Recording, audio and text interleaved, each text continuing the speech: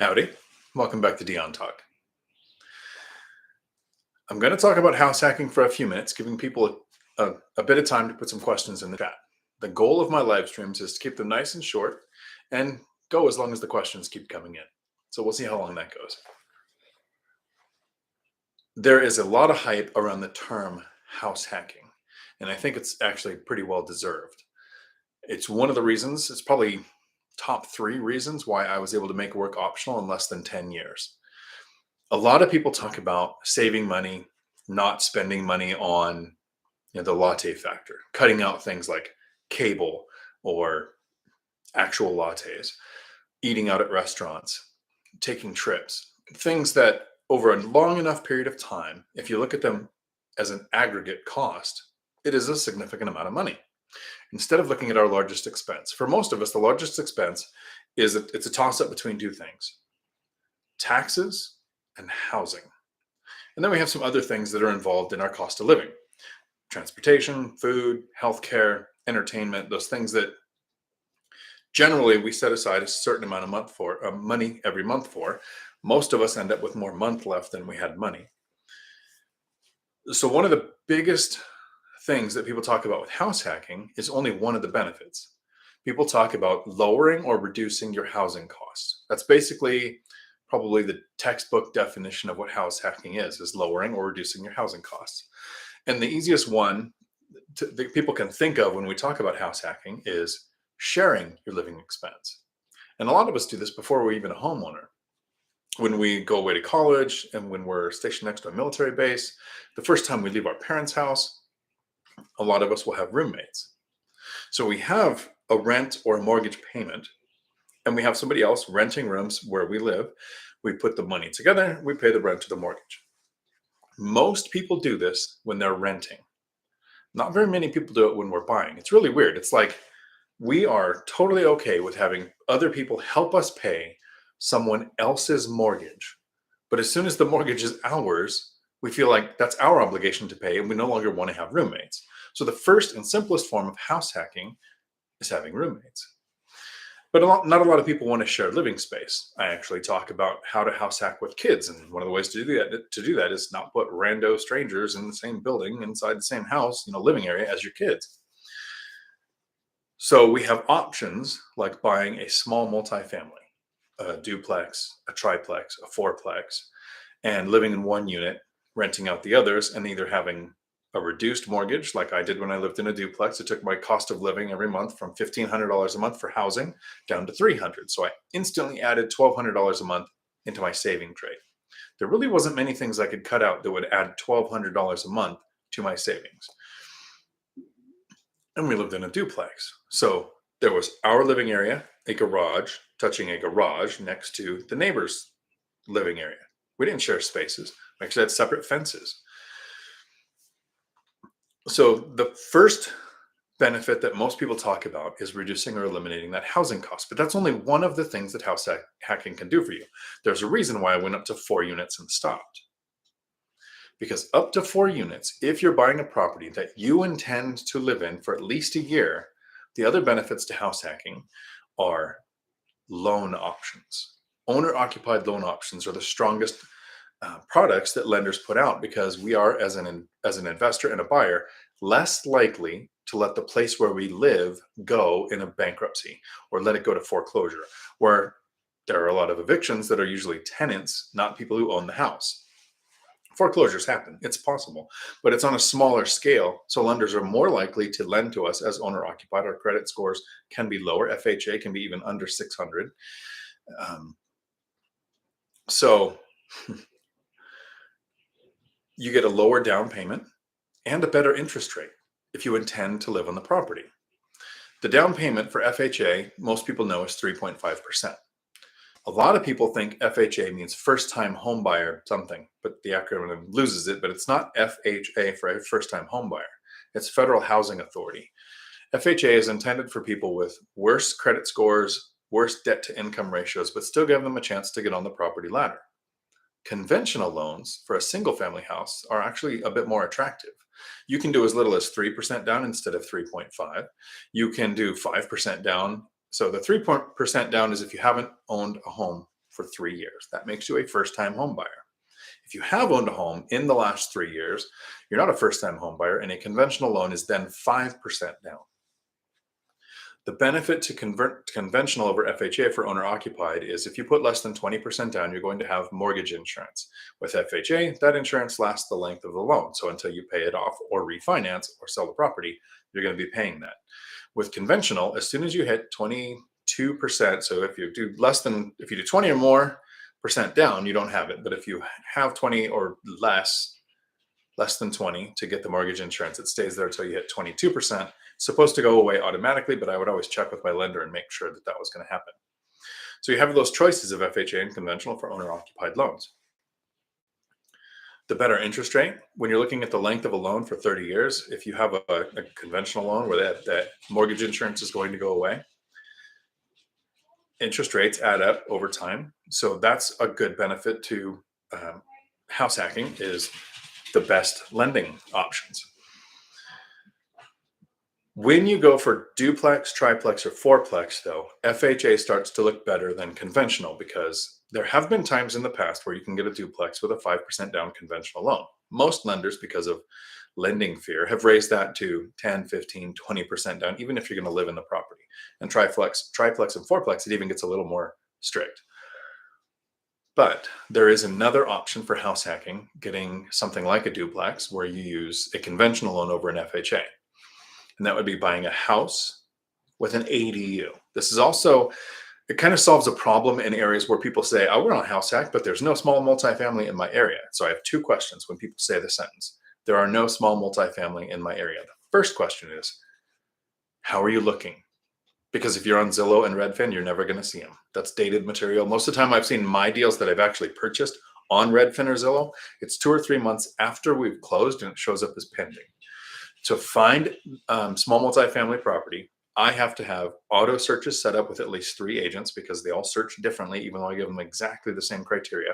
I'm not an agent, but if I was an agent with access to the MLS, I would still have 3 agents with auto searches set up, because everyone's search is different. So the MLS, and when you see a small multifamily on the MLS in most markets, so I know between Tacoma and Olympia and Washington State, I don't know every other market, there's about 370. But in my market, a small multifamily hits the MLS, has offers, and is off the MLS in less than 24 hours. So if you're looking at Redfin and Zillow and you're finding deals that were from several months ago, you're probably not going to get your offer accepted. If it's been on the market that long, there's probably a reason. So searching for small multifamily is those 3 agents. I would also recommend driving for dollars. You can drive your area, look for small multifamily that probably aren't on any listing.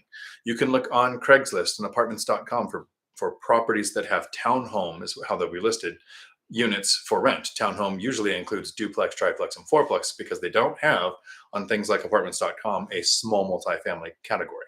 They have single family, townhome, apartment, and something else, which I forget. If you find a place for rent, you can actually reach out to the owners and say, hey, I'm a local investor. I'm looking to buy properties like yours. I'm wondering if this one is for sale, or if you have other properties you're looking to offload. That's a way to find properties too. They call it driving for dollars, or hunting for dollars if you're doing it on rental ads.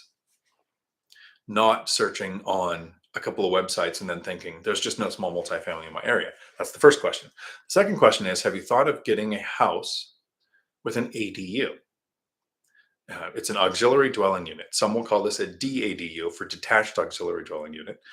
Some will call this a granny flat or a mother-in-law home. So I would find out which colloquialism is used in your area and make sure that your searches with your agents have those words included, because we can't control what a seller's going to call a property or put in the description. So you want to make sure those show up on your auto searches.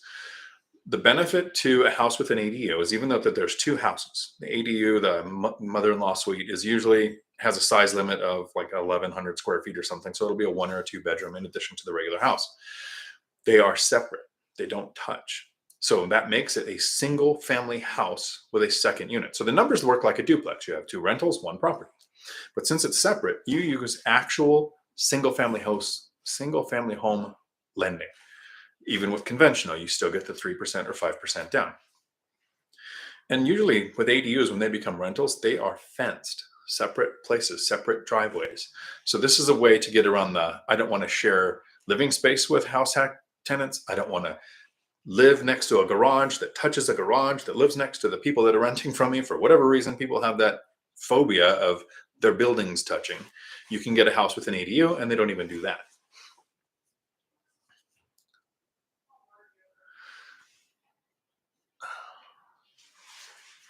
The, the ability to house hack is what took me from bad debt to financial freedom in less than 10 years. It's one of the top things. The other thing is learning how to increase your income, figuring out how to make more money at work or develop another side hustle. But the main thing, along with house hacking, is avoiding life creep.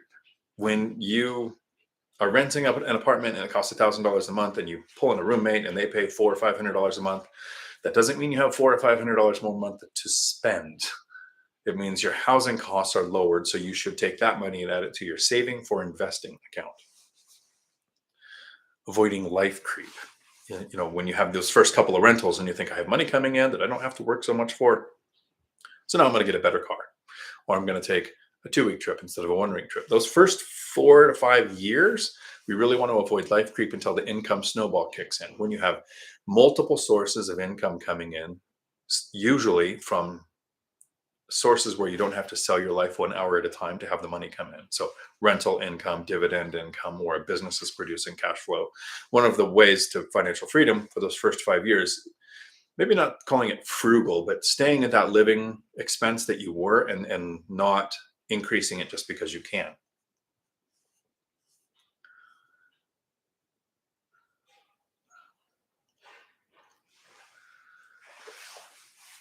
Some people will say, I don't want to house hack because I don't want to move all the time. Because there's another option when it comes to house hacking where you don't have to buy a property and live there while you have tenants. What you can do is you can buy a single family house with owner occupied lending. So that's the real benefit you're going for. Instead of reducing or eliminating your housing costs, you want the owner occupied lending. So you get the small down payment, better interest rates. You buy the property, you live there for at least a year to satisfy the owner occupancy requirement. And then in a year or two, you buy another house, you move, you live there for a year, and you just rinse and repeat. That was my original plan. I had a single family house. I wanted to move into another house, live there for a year, move into another house. And in 10 years, I figured I'd have 8 to 10 houses. In my area, single family houses do not cash flow. I've never seen one that does. So I didn't go that route. And I'm lazy. I don't want to move all the time. So while it took me less than 10 years to reach financial freedom, I've only house hacked twice. So I house hacked in a duplex, and then I house hacking in a fourplex. I'm actually being paid $2,500 a month to live in the unit that I'm in. So if you don't want to move often, even house hacking once can have a huge impact on your finances, especially if you do it for those first 4 or 5 years. And once the income snowball kicks in, then you can actually move out of the unit that you've been house hacking and add that income to where you're still kind of living for free. Matt, the lumberjack landlord, talks about how they lived in a place, him and his wife, and when they decided we're going to go and get an actual single family house and it will be our house and we will no longer be house hacking, Matt said, as long as the income from the unit that we move out of is as much as the mortgage of where we move to, it was okay. So technically, still living for free.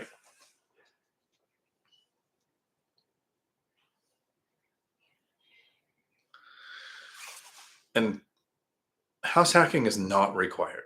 There are a lot of people like Michael Zuber from One Rental at a Time, my brother who reached financial freedom without house hacking.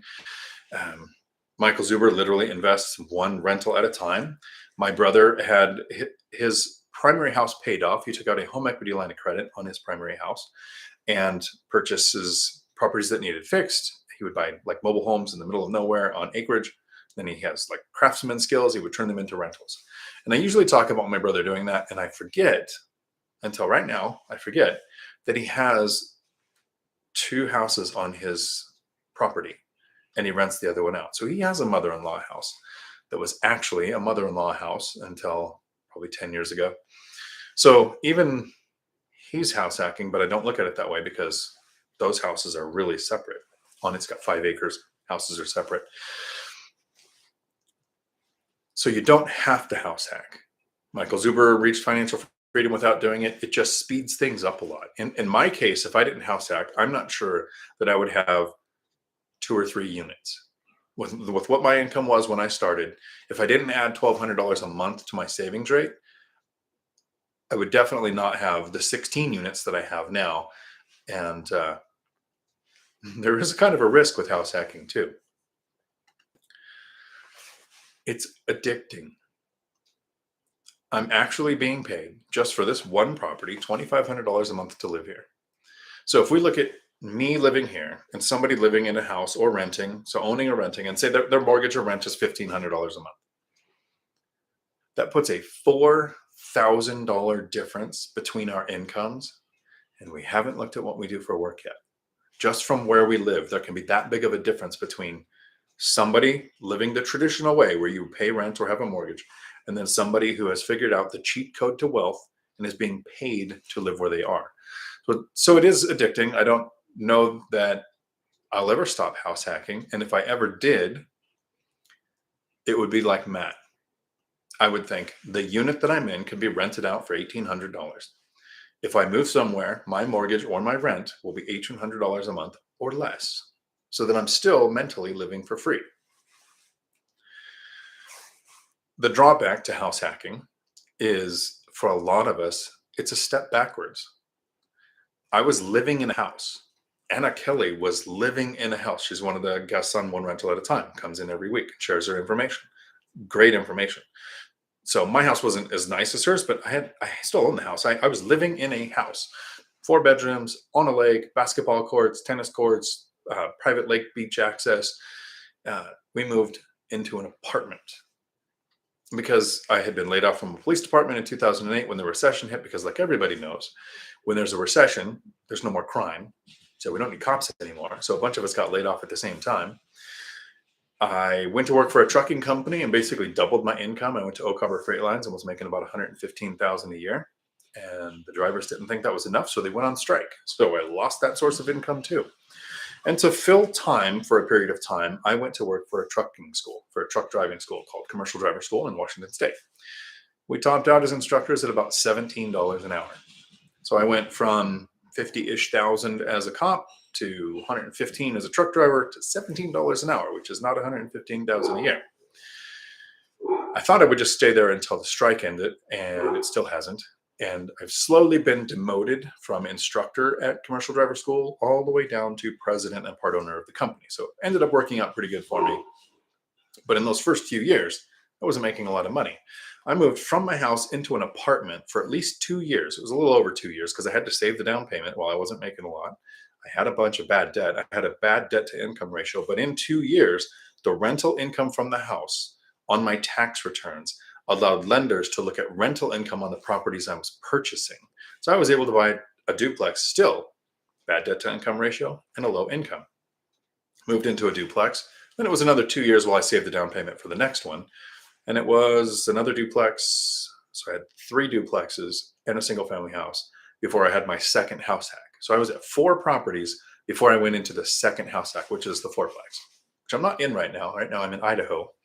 That's why I've got the jacket on, because what is the 6th layer of hell is really cold, according to Dante. We're here. This is it. You go outside right now, I think if you dust the stuff off your face, your ear will snap off. So, interesting side note. In the last couple of years, Idaho has become one of the most popular places to move. Appreciation has been the most. Boise, Idaho has just blown up. Some of it is people looking for a political arena that more matches the way they want to live. But most of the country has seen a drop in inventory. In order to have a balanced market as a country, we need a little over 3 million listings.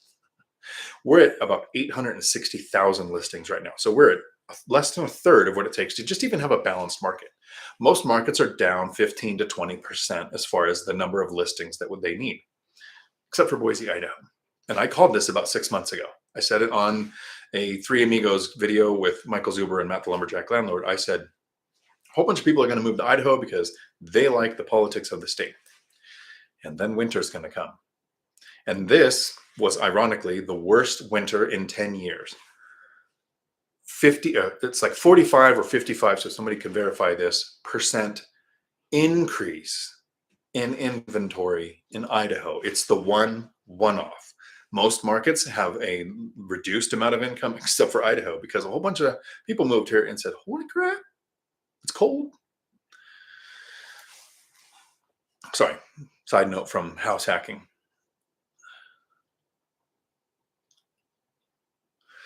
There's another really strong benefit to house hacking that a lot of people forget.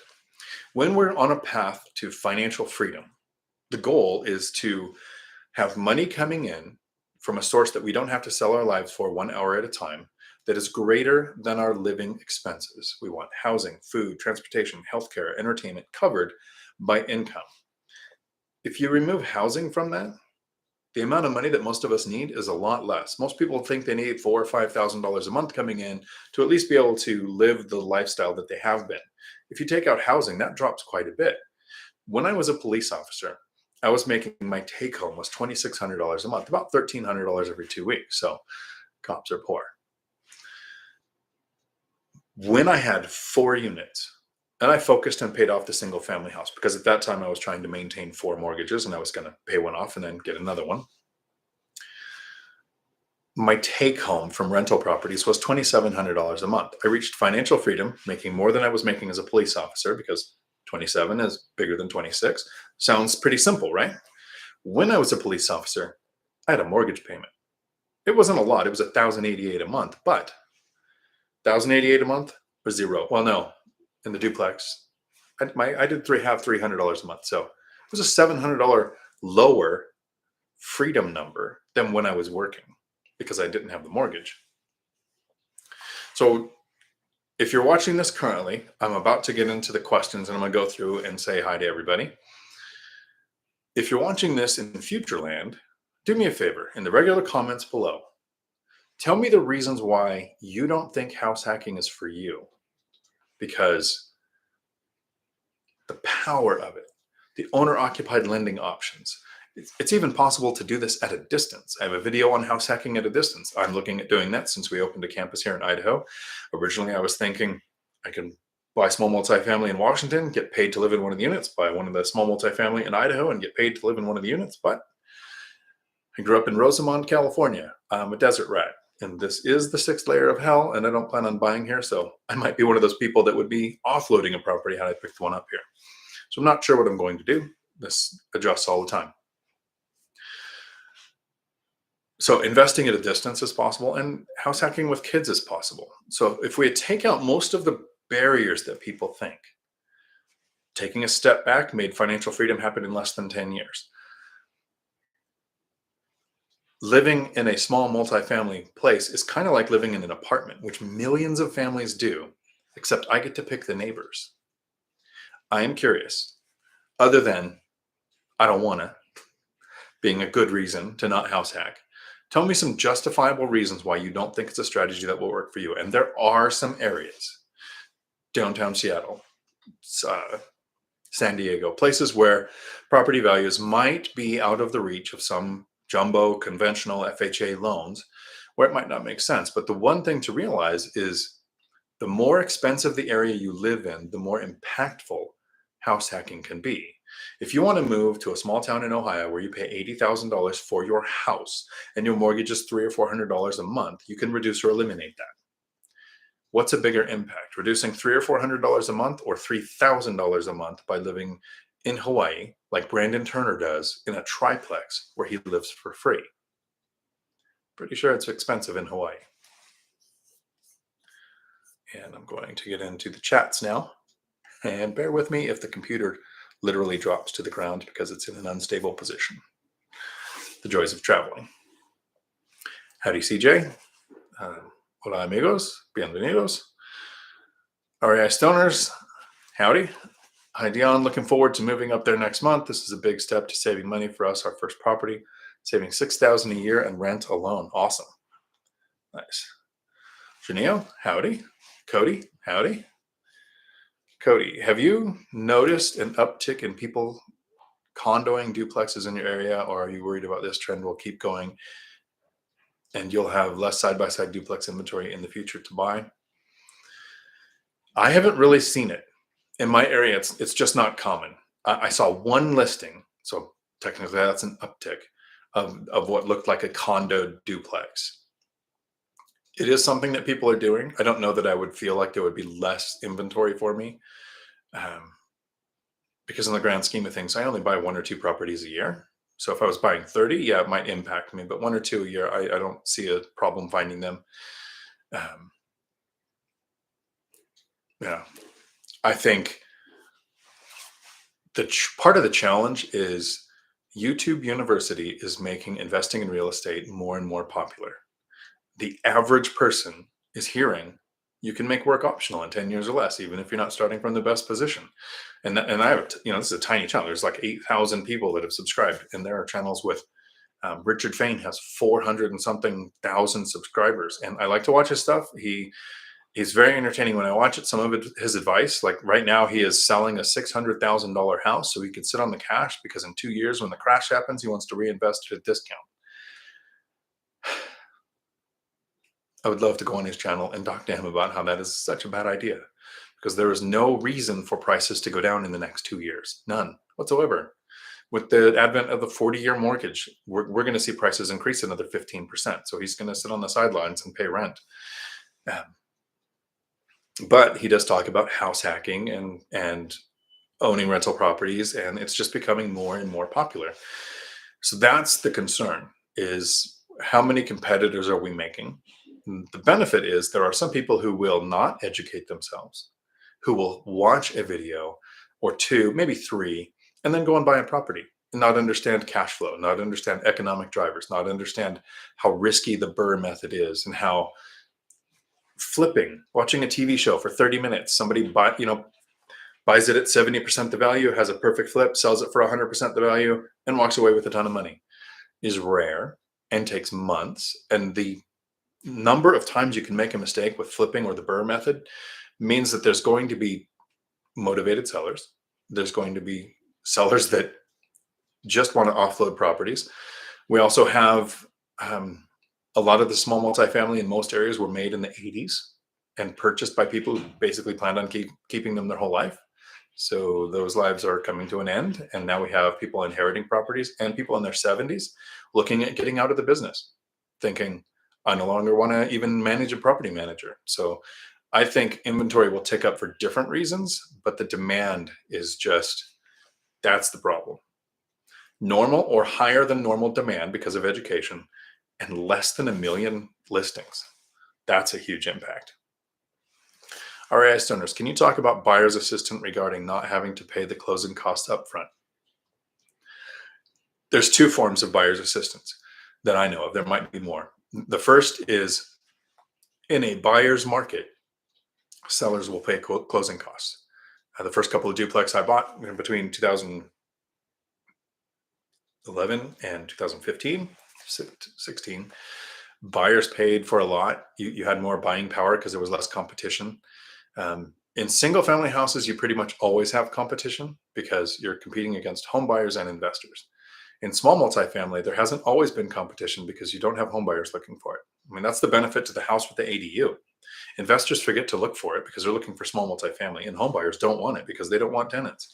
So it's an asset class that a lot of people just don't pursue. So you have a little less competition there. So the first type of home, buyer's assist is you offer more money to the seller so that they give you a discount at closing. So you have to bring less money to closing. The second one is some counties have first-time buyer programs where you can do 0% down. You don't even need the 3.5% FHA, and they'll put money towards your down payment or towards closing. But each municipality is different. Each county is different. So there's no way to cover all of those. The best thing to do is look for your local real estate association and find out what programs exist where you are or where you're moving to. Cody, it's been substantially increasing in our area. So I wonder if in some areas, there's only a few hundred small multifamily, and that could be as small as 10 investors. If it starts to catch on that this is a way to separate small multifamily into different things that you could sell, which if you sell a duplex for $300,000 and you separate them each and sell each side for $200,000, you're still netting more. So it could become more common. Janelle, where do you park your money while waiting for the next deal? I see this question come up a lot in the Facebook groups, in the BiggerPockets forums. Nowhere. Low interest savings account. I want that burning in my chest, thinking, find the next deal. You're not making any money on this money. Every dollar that you add to that savings account, which is accessible immediately and in a seasoned account, so it doesn't need to be moved to make a purchase. Every dollar added into there increases the down payment that I can make. It increases the closing costs I could cover. It gives me more money for reserves and more money for immediate repairs. So I don't want it tied up in an account that could dip or take me even days to get it out of, to make an offer and have proof of funds. So it's literally for all of my life, it was always in one bank. And then I'm now currently saving for my next down payment, which I want to be a property over $1 million, because I'm putting my money where my mouth is. I constantly say I wish my properties cost more, because as long as the yield scales, the more money I invest, the better money I'm going to make. 10% of 100,000 is better than 10% of 50,000. It's still a percentage, but I'm saving. So now I'm actually using two banks, because FDIC insurance only goes up to a certain amount. And it's not that I expect Bank of America to close down, but I sleep better at night knowing that I'm protected.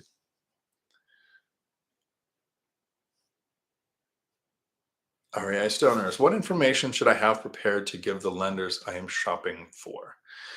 I keep a thumb drive and a file on, I looked over there, I'm talking to my computer. So on this computer, a file with tax returns, bank statements, leases. You're going to want to keep any leases for tenants that you have. What else does the lender usually ask for? So pay stubs, W-2s, keep your taxes on there. They're going to want your taxes even if you haven't been investing.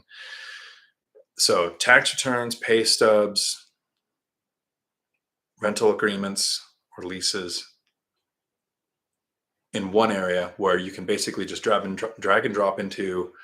A lot of them will use Leasio or one of the secured transmitting ways to get documents to your lender, and just have them all together so that it's a lot less stress. And no matter how prepared you are, the lender is going to reach out and say, I need a letter, an LOE, a letter of explanation explaining this thing, and then some type of receipt back. It's different every time. One time I was running a trucking company on the side. Another time I had a company credit card for American Express that I don't use, but every month it went up to like 20,000 and down to zero, and it wasn't on me, but my name was attached to it. So no matter how many properties you buy, I think the lenders are going to want something unique, and just be ready for it. Kind of like a lot of new investors have the fear of a tenant trashing your property. So if a tenant goes through with a hammer, breaks all your drywall, pours cement down the drains, steals any kind of wiring that they want, it can cost you easily $20,000 to fix that. So if you have reserves sitting to the side and you're expecting that someday one of your tenants is going to be so upset, they do all of this. Financially, it sucks. But a lot of people quit because of the emotions. They think, how can one human being do this to another human being? And so they back out of being a real estate investor. If you expect that and you don't care, and you will be angry about the money, I get it, then when that happens, you'll still be an investor. Because as much as something like that would suck, it sure beats 50 hours a week for 40 years, so you can retire on 40% of what you were making when you're so old you can't enjoy the money. Yeah. Tiffany, howdy from Nashville. Phil, howdy from Alaska. I wonder, no, it's got to be colder in Alaska than it is here. I think the wind chill here is like -2. So that's still kind of not as bad as it could be. Tom, howdy. Chester Williams, howdy.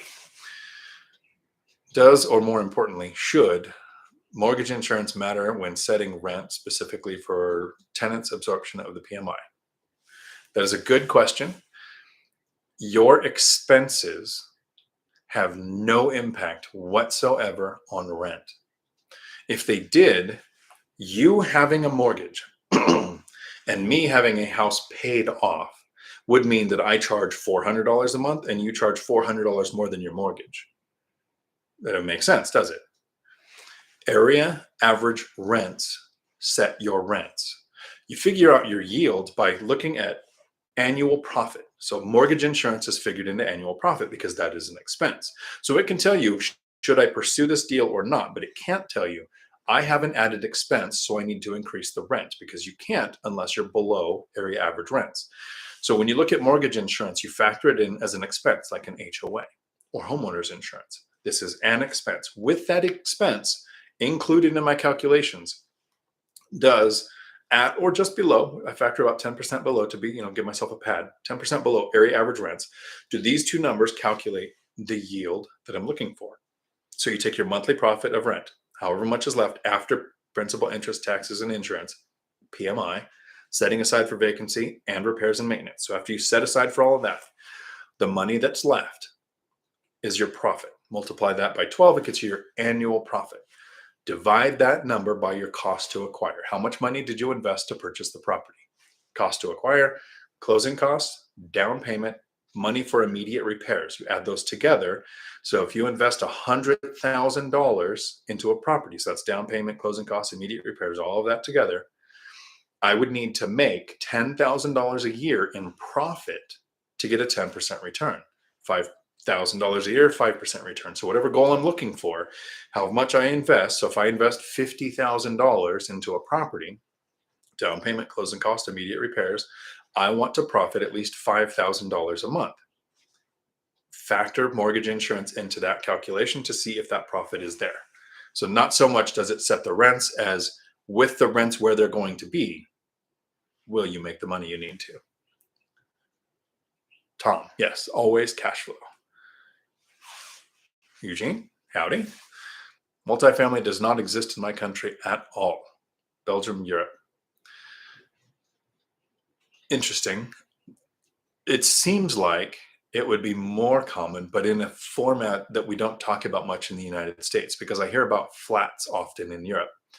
And flats are usually kind of like we talked about earlier, kind of a condo setup, but it was originally a multifamily house. So what about house with ADU? Or buying a house, because there's other forms of house hacking too, because of my memory, I didn't cover them, like buying a split level house and separating the upper and lower areas into separate living, because they both have ways in and ways out, separate kitchens, separate bathrooms. What about buying a house and building out a basement into a living apartment? So there are ways to make house hacks happen. I have a friend who, where does he live? See him all the time, don't know where he lives. He's a recruiter, travels around a lot. And he rents out his apartment. He, for a long time, had it rented out to a state trooper, and now he Airbnbs it. So he's making more money from his basement, legally, 2 ways in and out and all that kind of stuff, than his house cost. So there might be some other strategies that you haven't thought of yet. A duplex is actually one apartment or house with 2 floors, 1 kitchen and 1 living room, 1 entrance and 1 exit. So there might be some construction involved. I found 2 houses attached to each other, and I spoke to real estate notary and the owner if they could sell the houses under 1 mortgage so I can get better rates, and it was not possible. So that sounds like it was originally made that way, and then they did the condo thing where they separated them. It'd be the same way here. Brett, howdy. Thanks for meeting up the other day. Appreciate it. That place was, if you come to Twin Falls, Idaho, what was it? Elevation 486. Really good restaurant. Good prices, great food, great view. You're literally looking down at the Snake River. It can't be said loud enough or often enough to avoid life creep. Exactly. Like, I believe I'm fairly financially free, have multiple 6-figure types of income. And I look at a restaurant and I say it's good because the prices. First thing out of my mouth was prices were good. Food is good too. And then Brett pulled back a message, and now I will lose sleep tonight. I will always wonder what he was going to say. Pallavi, howdy. Good evening. Tom, I moved the chat. Sorry.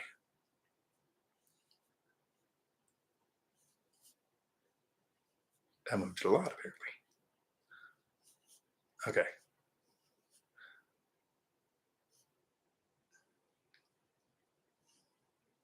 I house hack renting my bedrooms out. Awkward when you got to give someone the boot. I think evictions are awkward no matter what, if not renewing a lease, and not by them just moving or you saying, I need to renovate or something, but literally saying this relationship is not working. You need to get out. Living there does Yeah, that would add a new element to it. Um, Whenever it comes to evictions, forced, I'm not going to renew the lease. I would use an attorney. Have that communication go through an official channel. It's not too expensive. I usually pay $1,500 to keep an attorney on retainer.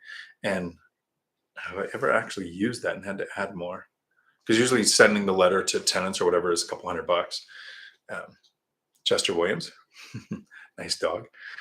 I thought it got hotter in each circle, and no. According to Dante's Inferno, one of the like the sixth layer, I think, I'm pretty sure, was frozen ice. And so if you ever stopped moving, you became entombed in ice. So it's been a long time since I read that book, though. Ben, howdy, cheers. Han Solo, howdy, nice name. Investing out of state, new construction, single family house, not a lot of cash flow, but it's definitely positive. Has its minimum effort on your W-2 job, given not much maintenance. What advice have you on this? You have on this strategy? So at a distance, you're adding to my strategy. I would be adding professional management. So I would have a property manager, understanding the market and investing for cash flow is the same whether it's local or at a distance. Not banking on appreciation. In my area, I'm buying 30-year-old properties that have needed almost no work. I bought one property. I knew it needed a roof. That's the closest. And that was a couple of phone calls and a check. So it's not like I went and put a roof on. But I buy rent-ready or already occupied properties that are up to, I have one I bought that was built in 1929. I've had two issues with it. An exterior pipe froze because it was not insulated. So $150 for a handyman to go thaw, wrap, insulate, and an HVAC. It has an HVAC that was added later. Had a motor replaced. Anything that's done to an HVAC, the price is $550 or more. That's like knock on your door, $550. Okay, now what am I going to fix? So I prefer to buy places that don't have heating systems too. So I don't know that I would count low maintenance as a fact. Kind of like running a truck driving school. We have some trucks from 2005, 2012. The 2012s need a lot more work because they have DEF systems. So if you have a house that was built in 1970 or 1980, so we're 1 year past the lead paint requirement, right? So 1980 versus a house built in 2016. The 2016 house is probably going to have more things that can break. My 1980 properties, 1984, they have baseboard heat. If it fails, it's $40 to put in a new one. An HVAC system, hundreds of dollars.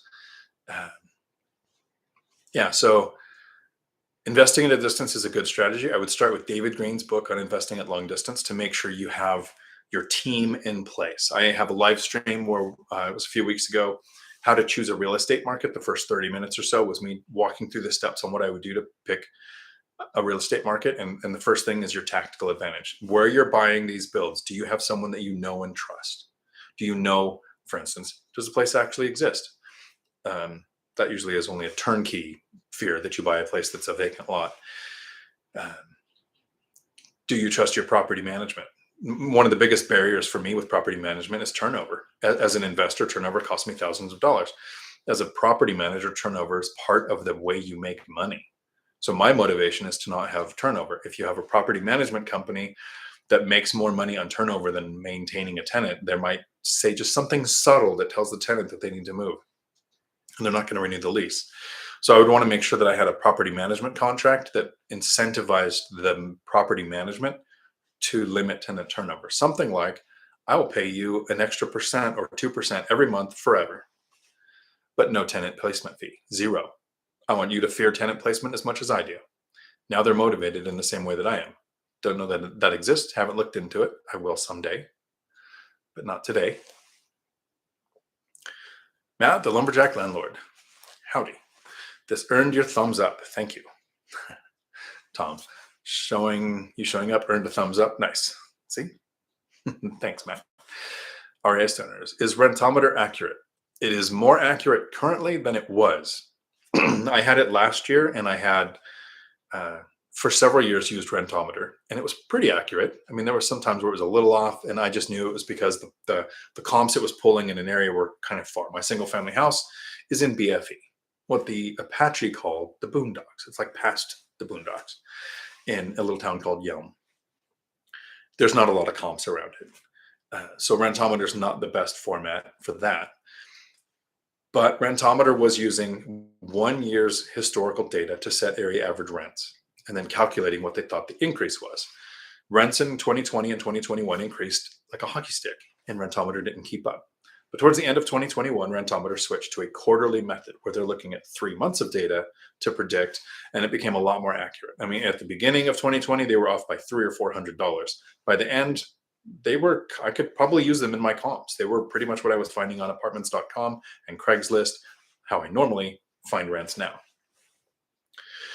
And if you watch for their sales, the last one they did was on Valentine's Day. It was, instead of the $110 or $120 or whatever the annual fee is, they drop it to $39 for that day. I know they've done it on Cyber Monday and a couple of other holidays. So just keep watching. Like if you go to Rentometer every now and then, register your email and just sit back and wait for their advertisement email will show up. I am not an affiliate sponsor or anything, so I don't have like a link for a discount. Angelina, howdy. It's my mom's name. It's a beautiful name. Hi, Dion. Any tips on how to use the binder method when you have a property manager? Getting the property manager to understand how you want this done and tweaking it the way that I use it for Section 8, the Housing Authority. I don't actually go to the Housing Authority building and sit down with a counselor and explain the binder. I do it through email. So the first part of the email is going to have the image from Redfin or Zillow.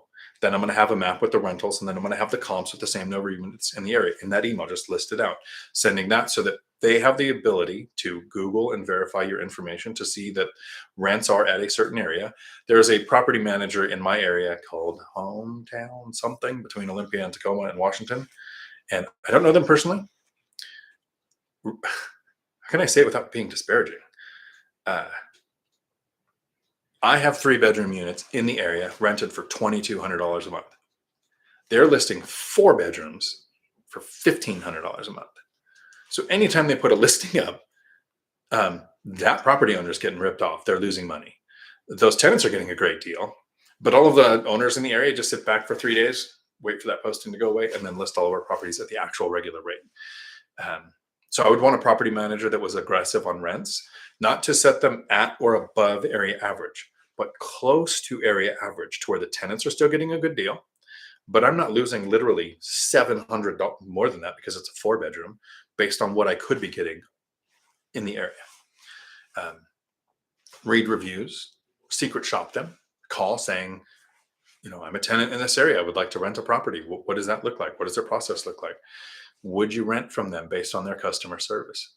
Screen the property manager with the binder in mind, saying, is this something you'd be willing to try? Because a lot of property managers just go, here's your notification of your rent increase, which adds to your tenant turnover, which is their motivation. They make money when a tenant leaves. You lose thousands of dollars, they make money. I would want a property manager that maintains tenants and is able to get the tenants to understand the rent increase. Maybe not request what they think is fair, get an answer back, but to say, here's what your rent is going to. Based on these comps, you're still getting this much of a discount from what the area average rent is. That might be as far as I think I could get a property manager to go, which is one of the reasons why I manage myself. North Colorado Dawn, howdy. If I was single, I could house hack, no problem. I think it's a great idea. So your spouse has no goals in life that you couldn't justify with an increased $1,000 to $2,000 a month for a couple of years. And there are ways to house hack where, so I'm buying this property. I was looking in Arizona, then I looked in Idaho, and weather changed my mind. But if I did that, I would only be here a few months out of the year. So 3 months in a day justifies it as your state of residency. So for house hacking, you don't have to live there permanently. It could be a second house to get that owner-occupied lending options. There's several ways to do it. But the trick, and Matt and Mike, both who have been able to not only get their spouses on board, but to keep their spouses, never been able to do that. I can keep custody of kids and keep a house in a divorce, but can't keep a woman. So now I'm depressed. Where was I? Yeah, so if you can't get your spouse on board, that's right. But with your portfolio and your background, Don, what you've been doing, It helps. It helps the newer investor in those first 5 years more than it does at any point. I don't see Michael Zuber with 200 units starting to house hack. I do hear him often say, if I lost everything and I started over, because that's one of the questions I like to ask investors, if we were starting today, right now, how would it look? House hacking is at the top of the list because it speeds everything up so much. If you're already at the point where you have that, you have the income snowball, you have financial freedom, it's not as important. Michael Jewell. Howdy, Mike. Sell the binder to your property manager. Right, exactly. Get them to understand it. Eugene, awesome content. Thank you. Christopher, howdy. Good evening, Dion from Wales. Which is the multifamily you would choose? Duplex, triplex, or quadplex? So Matt, the lumberjack landlord, talks about the 4-3-2-1 method because FHA regulations, or not regulations, but kind of rules, want you to always be moving towards a single family house or towards a larger single family house. So if you are in a single family house and you want to then get an FHA to buy a duplex, it's a lot harder to find a lender willing to do that. Right. So the 4-3-2-1, buying a fourplex, and then you can move to a triplex. FHA doesn't resist that at all because you're moving towards a single family house. Once you get to a single family house, now you're looking for more bedrooms or more space. So you can keep doing that.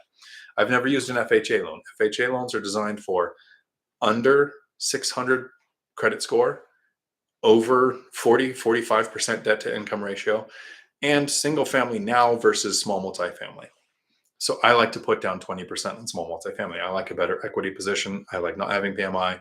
I like the cash flow better. There's a couple of reasons. Like I have the VA loan available. I was in the Marines. I can go and buy a house with no money down. I've never done that. I keep it in my back pocket. I want the equity position, and I want an option just in case a property pops up when I don't have the down payment, that it's just the deal of the century.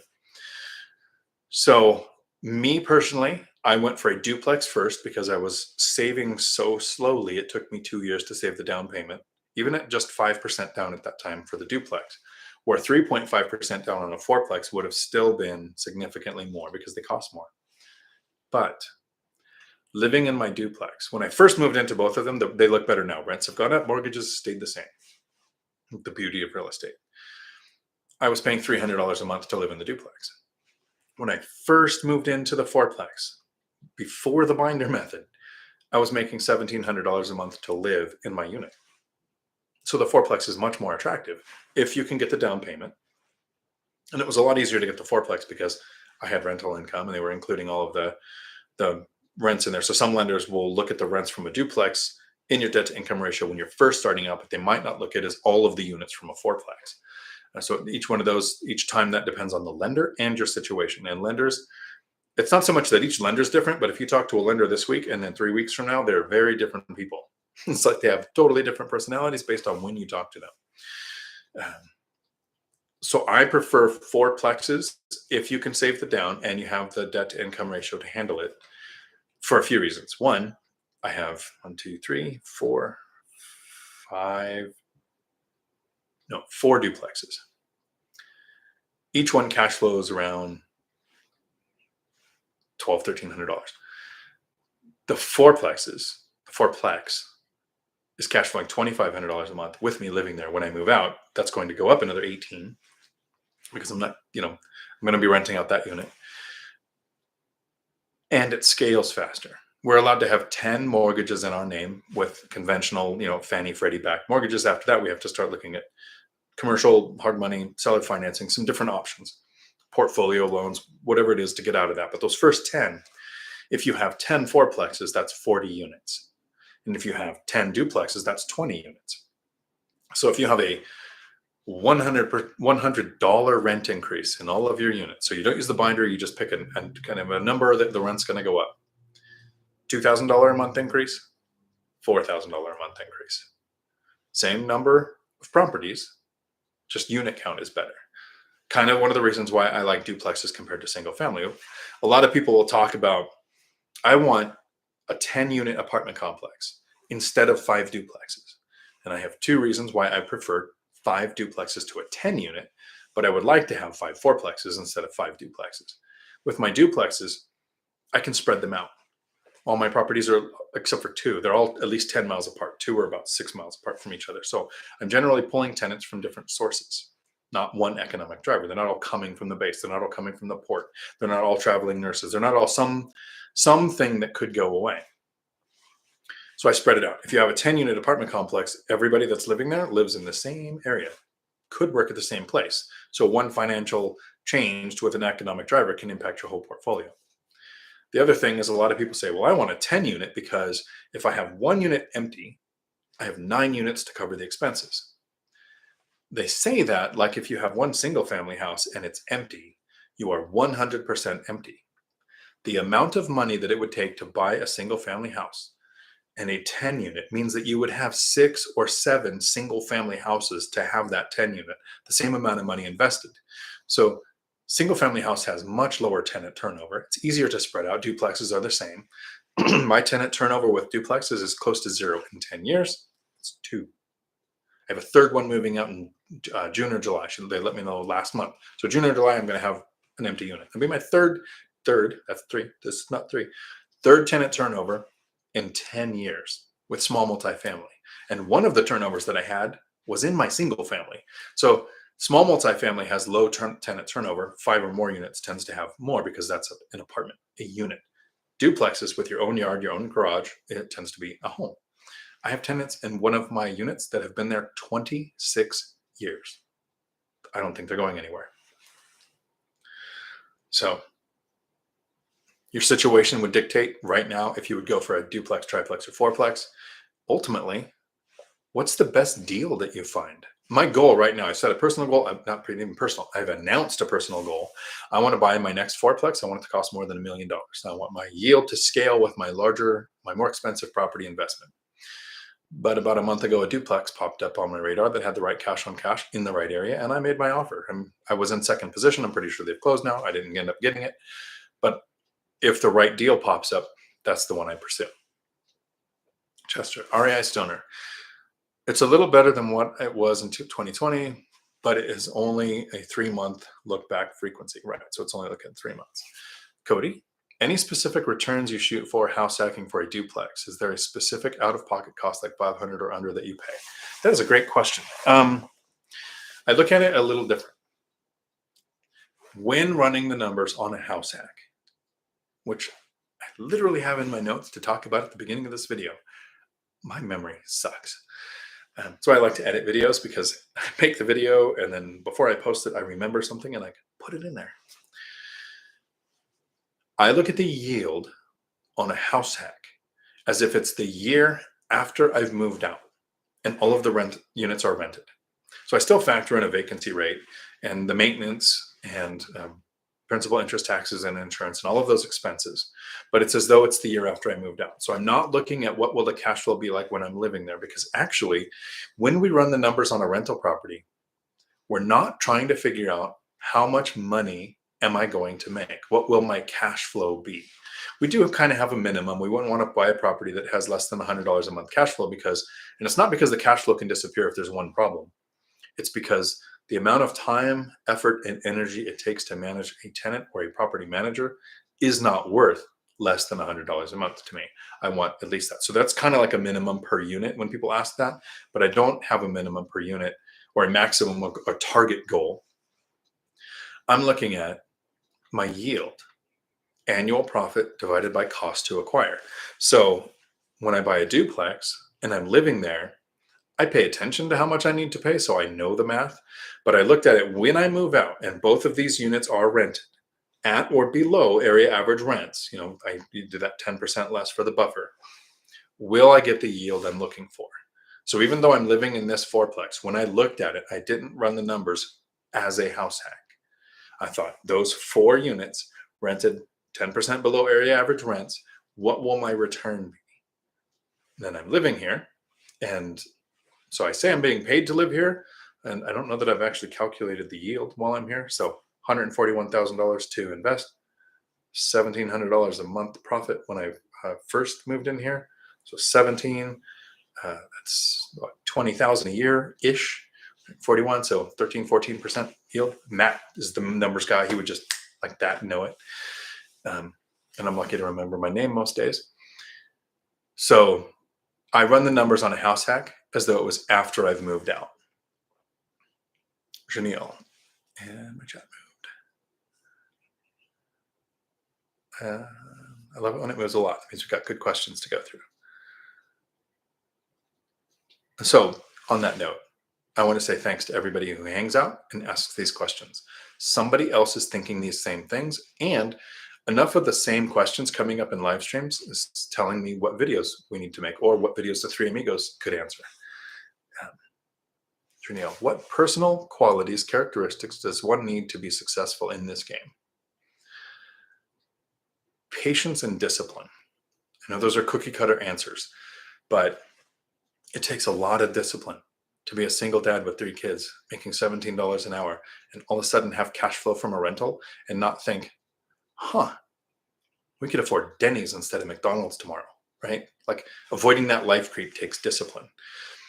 When extra money starts coming in, not extra money, when cash flow starts coming in from cash producing assets, that discipline to consistently, continually add it to the savings for the next investment for those first 5 years, that takes discipline and patience. And it's easy to say it now. So less than 10 years, I've made it where I never have to work again in my life. It's like this, the opposite of a weight being lifted off your shoulders is like there's helium balloons holding me up all the time because I work because I love my job. I never have to work again. I know the math on what it took. If I lost everything in 10 years or less, I would buy a property every couple of years. And in 10 years, I'd have 5 or 6 cash flowing properties that were producing enough cash flow to where I would never have to work again. So that's scorched earth, worst case scenario, what it would happen. My worst case scenario is most people's every day. I would have to work for 10 years. So that helps maintain the discipline and have the patience. But it's easier for me because I've experienced it. For somebody watching, and you have Michael Zuber and Matt the Lumberjack Landlord and me and Meet Kevin and Graham Stephan and Todd Baldwin and the people who've done it saying, here's how you do it. Here's the strategies that you can use. Here's the tactics that will make those strategies successful. And here's the timeline. When you don't know it, and you're just watching some random guy on YouTube, that patience and discipline is harder to keep. 1 or 2 roadblocks, 2, 10, 20 refused offers on properties where you're outbid or someone else gets their offer accepted because they had a more attractive offer. It's disheartening, but have patience and discipline, and I think you'll get it. If you have people skills, great, self-manage. If you have terrible people skills, have a property manager. If you're very handy, save some money and fix some things yourself. If you're not very handy, hire a handyman. Happy to pay the handyman to do stuff. So a lot of the other things can be compensated for, except for patience and discipline. So those are the ones I would focus on. North Colorado Dawn. When I started out in real estate as an RE guru named Paul Simon, had a equity participation program where you buy a duplex and then sell off each side like a condo. Right. So that's a strategy that some people use, and some people probably do it very effectively.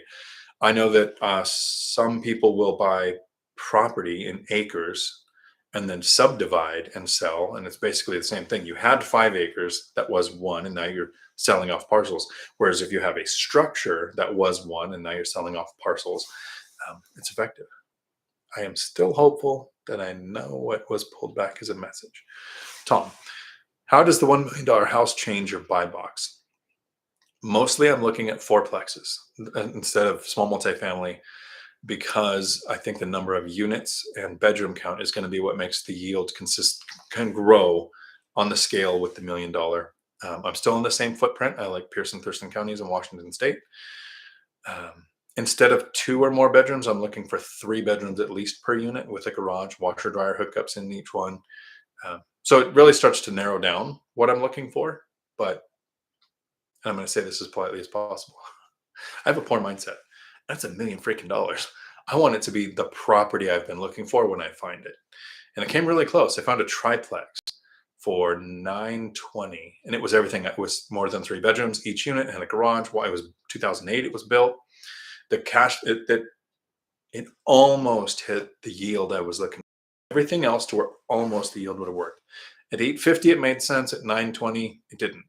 So if it was a fourplex like that, I could probably have made it work for 1 or 1.1 million.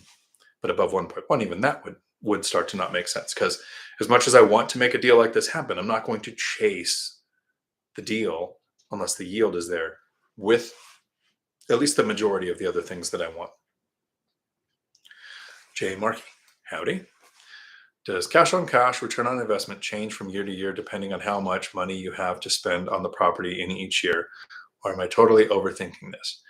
I wouldn't say that you're totally overthinking it. I actually have a thing I'd say, and my son, he's watching right now because I saw a chat from him earlier. If you're happy and you know it, overthink. The cash on cash return on investment, a lot of us project the first year to make sure that the asset is worth pursuing. After that, it is exponentially better. My average overall is over 20% for an average cash on cash return. We don't have a cost to acquire each year. The cost to acquire is when you acquire the asset. So you could look, it cost me $100,000 to buy this property, and in the first year, I want to make $10,000 in order to get a 10% cash on cash return. So if you made $10,000 that first year, 5 years later, mortgage is pretty much going to stay the same. You'll have a little bit of adjustment for insurance and property taxes, but it's not hundreds and hundreds of dollars. But your rents over 5 years are going to go up. So now if you look at your cash on cash return in year 5, you take the original cost to acquire. What did it cost you then? You're not looking at how much you spent each year. And you think, so if I invested $100,000 and now I'm profiting $15,000 a year instead of 10, I'm getting words are hard.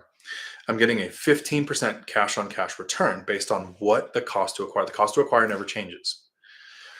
If I'm looking at adding, let's say I want to add a bedroom, full add square footage, permits, everything. That cost to make the addition is the cost to acquire. But now I'm not looking at the profit from all of it. I'm looking at the additional profit that that extra bedroom would get me. So you can have a cash on cash return on investment that we look at later, but it means that you had a new expense you weren't expecting. When you do something like replace a roof, that's not cost to acquire. Part of our calculation is, in mine, is setting aside 15% for vacancy repairs and maintenance. That includes the roof when it needs to be done. And even in years when I have had to replace a roof, I've done too. I've never come close to spending 15% of the cash flow of the properties. It gets easier the more properties that you have. It gets to the point, Michael Zuber and Matt the Lumberjack Landlord talk about this, they don't have to decide to set any money. They don't have to set aside any amount of money in their we still run the equation like we did so that we know the asset could stand on its own. But as the cash flow comes in, it's the weirdest thing, and I'm not sure I'm going to be able to put this into articulate words. It's hard to spend that much money. And when I spend that money, I look forward to it. Because when I'm replacing an HVAC motor or when I'm replacing a roof, I'm adding to an asset, and the tenants paid for it. The handyman got work. So I keep handymen around because them working is why they keep coming back. The tenants are happy because I actually fixed something. The asset will last longer because I repaired things. And that was what I mentioned earlier, where let's say you had only $100 cash flow from a property. And then a newer investor will say, my water heater broke and I was out $1,000. So purchase, install, plumbing work cost me $1,000. I have not replaced a water heater. That's a guess. It can be somewhere from $5 to $2,000, right? But I'm going to say $1,000. That means that the newer investor is going to think, I have $100 a month coming in. I just had $1,000 expense for 10 months, I'm not making any cash flow. And that's inaccurate. That's not true. Your cash flow is not impacted by things like a broken water heater. You get the rent coming in. Every month you're setting aside 15%. So I do 10% for repairs and maintenance and 5% for vacancy. If you're in an area that has a higher vacancy, because in my area, 0. When you have a place that's coming open, like in June, you have dozens of people reaching out saying, I'll take it. And then I'll go, do you want to know how many bedrooms? Do you want to know where it is? No, I live in Washington, nothing's available. So I'll just take it. So there's 0 vacancy. I account for a 5% vacancy because sometime that might change. So 15% of gross rents going into an account every month. In the first few months as an investor, it is going to feel like you are paying for that broken water heater because it comes out of your money, your reserves, not the cash flow from that property. When you replace something in the beginning and it came out of your reserves, going forward, that 15% from gross rents is going to refill the reserves. Going forward, it's going to build an account that is used for repairs, maintenance, and vacancy. And so that money is sitting there. So when you have $1,000 water heater, a $10,000, $8,000 roof, it's not impacting your cash flow. So hopefully that wasn't too sarcastic with you are a little bit overthinking that, because it's kind of detailed. Look how long it took to explain that. So that's a good question. Still hopeful. Howdy. Government is going to offer home ownership program like down payment assistance, more competition for home buyers, and increased prices. When you offer something like a $15,000 first time home buyer and they're only putting 3.5% down, that exponentially increases the amount they can pay for the property. In November, they raised how much they can pay for FHA in most areas, basically saying, so that home buyers aren't as easily priced out of the market, we want the average person to be able to get on the property ladder, which I get, as long as we have strict lending. We still want them to meet the debt to income. We want them to be able to handle this mortgage. We don't want ninja loans. We don't want adjustable rate mortgages. We don't want all the things that can cause a crash. But it does mean more competition. Luckily, not all home buyers are looking for houses with ADUs or small multifamily. So that increased competition is primarily going to hit single family markets. Angel, howdy. 70 degrees here in Florida. It is. I think if we added all the temperatures together from this week, we might hit 70 here in Idaho. I took pictures earlier this week and put them on the Book of Faces of frozen waterfalls, literally just cascading ice blocks going down a whole wall. 6-layer. I'm gonna have to Google which one of the layers is cold. Tom, I think CDS update app lately, all I get is infinite returns. I don't know. I just used it the other day, the CDS rental calculator app from Chandler David Smith, which I'm actually, based on our last conversation last week, I'm going to take his course and I'm going to do a review. And here's the really cool thing. I reached out to Chandler and I said, hey, so you don't feel like you're being stabbed in the back, I have a really small YouTube channel. I mean, because there's over like 100,000 subs, right? So I'm the puppy in the yard. I said, I'm going to take your course and I'm going to do a review. And then I just asked casually, I said, is there anything that you would like me to focus on or avoid? You know what he said? This is how cool Chandler is. The only message I got back: just be honest.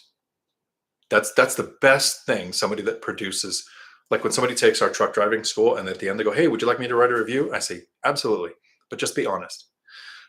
Because had he come back with, oh man, if you could whatever, talk down the price or talk up the info or whatever, then I'd be like, this guy's full of crap.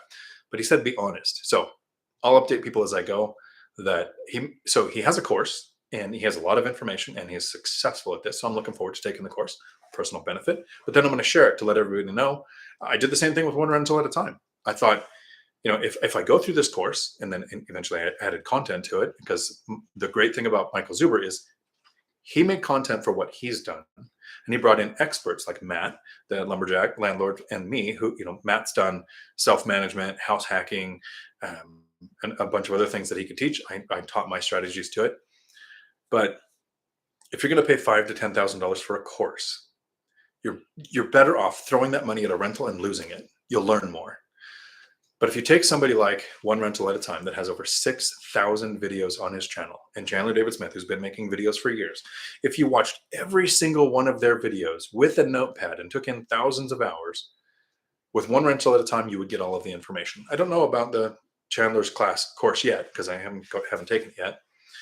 But the few $100s that it takes to take the One Rental at a Time course, what you're really paying for is to get all of that 6,000 videos filtered down to, these are the instructional components that you can use in this order. That to me is worth the money. So part of that's price, but part of it is I know the information is there and he's willing to put it out for free. But to compensate for the time it took to get all the experts together, to put it into a teachable format, to put it on Teachable, I'll let you know how it goes when I take the CDS course. But yeah, he made an app that's free called the CDS, which is ironic because that's the name of my truck driving school, commercial driver school, so CDS. But the CDS rental calculator app, I've used it a lot. So if it's been patched, I'll have to check it out.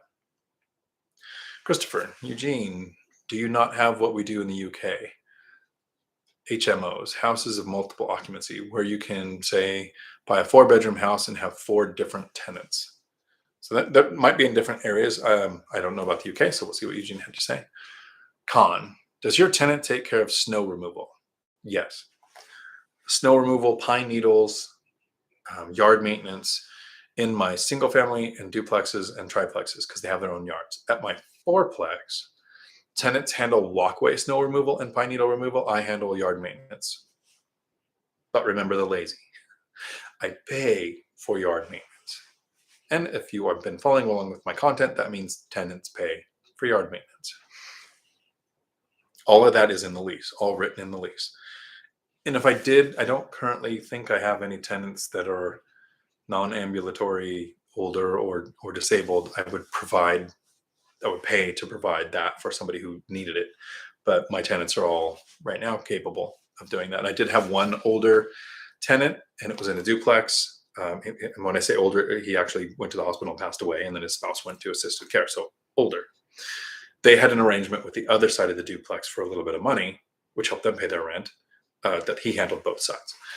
So case by case basis. RAI Stoner, any house hacking books you recommend? Matt, the Lumberjack Landlord, write it. Get it out there. I have not read any house hacking books because it's a combination of several different factors. Owner occupied lending, how to be an owner, how to maintain a property. So if somebody has a good recommendation, please feel free to share it with me and I'll check it out. But it's been a combination, amalgamation, looking for a dentist now, putting everything together to bring in several different skills to make house hacking more effective. And not so much books. If I was going to do house hacking, small multifamily, I would watch Dion Talk Financial Freedom, a lot of it. If I was going to do house hacking where I rented by the room, I would watch Todd Baldwin, a lot of it. I also watch Matt's information on the lumberjack stuff because he's done the house hacking. He's got a lot of content in there about that. His live streams on Sunday mornings, I would ask questions. So I'm not sure that I have a book to recommend for that. Carlos Hernandez, howdy. What is your experience with manufactured homes as far as house hacking situation, or have you heard of manufactured homes being used this way? So manufactured being a mobile home. My brother's almost all of he's got 10 properties, 3 are houses, 7 are mobile homes. And on his own property, he has that ADU that is also a mobile home. 10, 15 years ago, I would have said mobile homes don't appreciate. It's harder to get lending on. But mobile homes in my area are selling for exactly what a single family house does, and they're able to get lending on it. Now, there might be some age requirement for the mobile home, so at some point that could change. But with the housing crisis being as bad as it is, lenders have opened up lending on mobile homes just like single family, stick built. So I personally don't do it. I do know, so my brother and a friend both own a lot of mobile homes that are almost all the same. Like they have like a shed with, here's how almost all the HVACs in every single one works. Here's how all the wall structures work. Here's how the electric panels, everything is kind of like cookie cutter. These are the same. So there are some benefits to scale with them. I would be concerned with, I focus on cash flow. So with that, I think you're fine. If your goal is to exit with any type of sale in 7, 10, or 15 years, because I plan on buy and hold till death, so actual until death do we part. I don't know that I would go for manufactured homes as much if I had an exit strategy that included a sale in 10 or 15 years when we don't know what's going to happen to lending, or we don't know what's going to happen to appreciation values of stick built versus manufactured. But if it's cash flow, my brother's been retired now for 7 years. He retired at 50 off of mobile homes. And he's got the 3 houses in California, but he's got mobile homes, and the cash flow was what he was banking on. He's also a craftsman. And when he has a repair, he's done full interior gut jobs, and then he does really good drywall with, he does the vaults, the ceilings, and he corner rounds that. So when you're in these mobile homes, it looks better than the inside of most of my duplexes. So there are some things to look at that might be a little bit different. And like I said, and I didn't really put it together, but my brother is house hacking. He has an ADU on his property that he rents out. His property's paid off. That one's rented out. So not quite pure cash flow because you still have, taxes, insurance, and maintenance, um, and vacancy.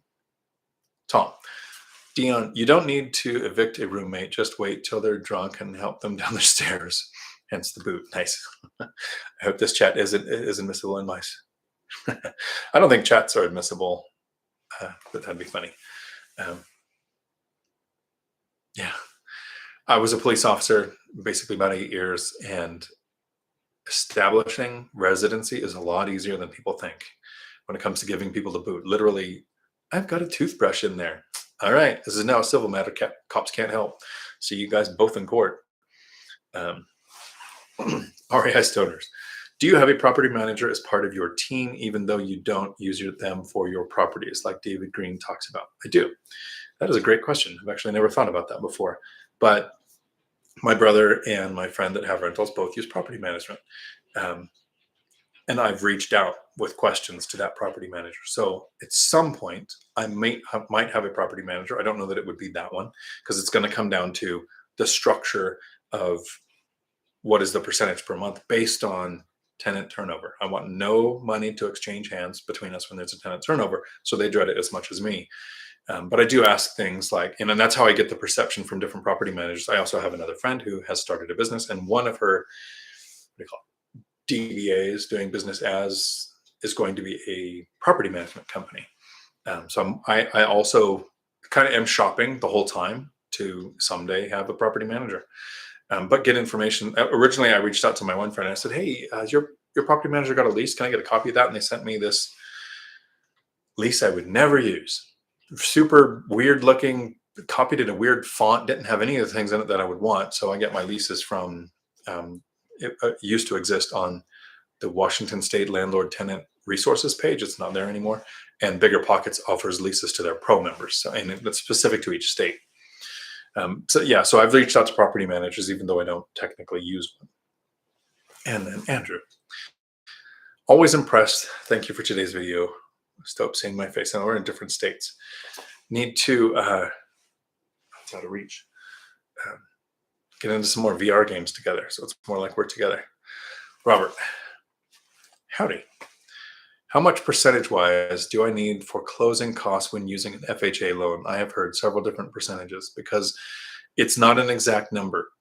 In your area, how much does an appraisal cost? How much does an inspection cost? How much are title fees? It's going to be a little bit different. So the safest number I've heard is 4%. I've heard people say that. It can be less. Most of my closings have been around 2% when I run the math. But it can be up to 4% in some areas. So I would go 2 to 4%. Have the money for 4, and closing costs are more significant in this current seller's market. We pay closing costs in those purchases between 2011 2016. I didn't pay any closing costs. Sellers paid everything pretty much. They were not desperate, more motivated to sell than people were to buy. But right now, with less than a million properties listed, sellers have all of the power. The pendulum is far on their side. And my chat moved.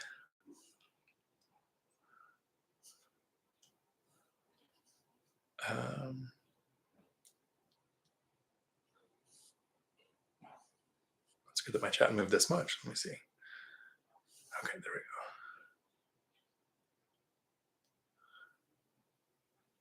go. REI stoners. Do property managers attend investor meetups? Not the ones I go to. They might if they were a bit bigger. I would think that investors who are also property managers attend local meetups.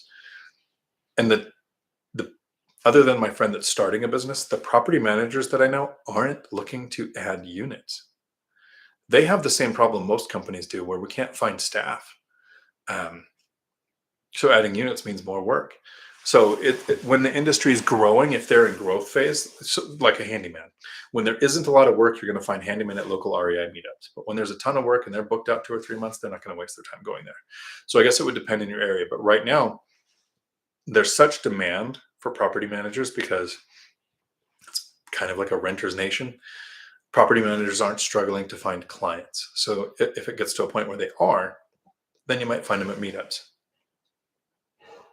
Chester. This is why knowledge, and more importantly, wisdom or applied knowledge, is power. It's a lot easier to start over when we know how to build wealth all over again from scratch than not knowing how. And as much as we try, the three amigos getting the information on YouTube, trying to say, this is how this works. These are the things that work. These are the things that we failed at. I get that when you haven't done it, a lot of it just seems theoretical and scary until you've done it once. Most of these things, once you've done it once, the first time you buy a property and people think, I'm going to pay for an appraisal, so me, and it doesn't do me any good. It's to benefit the bank. The bank is protected because a professional said this asset costs enough to guarantee that that loan will be compensated for if they have to take the asset. But I'm going to pay for that? That's scary in the beginning. And so you have a few rentals and you're like, okay, so the cost of doing business is to get an appraisal, and here's the cash flow. This is the actual outcome of doing that. Not so scary. I look forward to doing an appraisal. It means I have a property under contract, and that's like a celebration time period. Damien, howdy. Do you have an eviction attorney on your team? What do you have in your lease to help an eviction attorney evict quicker? So great question. I got this advice from my brother. You contact a local eviction attorney, read their reviews, maybe do a couple of quick consultations with a couple different ones to make sure that you have synergy. You're going to click. I give a retainer. One attorney a long time ago, it was $1,000. Like last year, it was $1,500 to retain this attorney. So they're kind of on the team, ready to send a letter anytime I need them to.